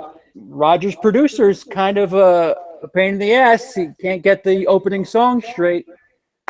There's more to Roger than just Roger, and he's going to be up to Z eventually, and then that's where we really get to see what Roger's going to have in store for us. And Lee, I formally asked Roger. His extensive history of horror is unquestionable. We will have him as a contributor at some point for our Horror Needs a Hero series. So you'll see Roger at least once more on this channel. Thank you. Sorry. Thank you. Back to your finishing. Yeah, no, guys, I just want to thank you. Thank you for having me on this interview and to introducing me to your fans, your viewers. I can't thank you enough. You're tearing me up here talking about, you just really putting me up there. And I'm just trying to entertain. I'm just trying, you know, like I said, I don't know if I said this in here, but I pretty much just zone into another world when I go through my movies. I don't know what's coming when I grab them, and then I look at them, and the things just come. And like I said, if it's a movie that everybody has seen, I usually won't go into something unless something interesting happened. But a lot of times, something will just come up, and I go off on these tangents, and I which is why the length of my videos are so long. And people like that, and then they also like my frustration, because I really am not trying to make them that long, so I seem to talk quick, and when I do that, I get frustrated, and I'm not perfect. I belch, I blow my nose. You could find out why that's always running, because on a Trauma Tales video I did, where I explained all my bodily injuries. But yeah, like CB said, when I get through with the collection, then I'm going to try to start doing spotlights on certain series of movies, certain movies, and really going into other type of aspects. I started with my collection because I figured that might be the best way for me to start my videos, is just to introduce people what I have in my collection. And I just really appreciate those subscribers I do have that have brought me up to 300. I just posted a video today with a contest I'm doing, giving away some pretty good collectibles. And I just hope you guys wander on by and enjoy me. So I guess that's all I can say right now, other than thank you, CP. Again, I can't stress that enough. Thank you so much. When you emailed me and said you wanted to do a little interview, I was kind of taken aback. It's like, why? Why do you want to talk to me? You know, but I think you pretty much explained it in your little bit here. So, and we covered it. I mean, I don't think any future episode will be. I think we've been on for 3.5 hours. I don't think my next episode will be half of this. If you're here, I mean, if you're watching right now, you are a fan of Roger. That's basically what I can tell you. Because basically, they gotta be your fans too. Well, no. What I'm saying is, if my fan is watching this video and watching right now, you've won them over. You are officially a fan of Roger, because you've sat here and watched people talk about, you know, movies and whatever for 3.5 hours. And that is what Roger is. Will I like it? Yes. If you're here and you've had a good time with what has transpired, you are a fan of Channel Donstar. Thank you very much. Thank you to my old viewers and my new viewers. Thank you. Take care, guys.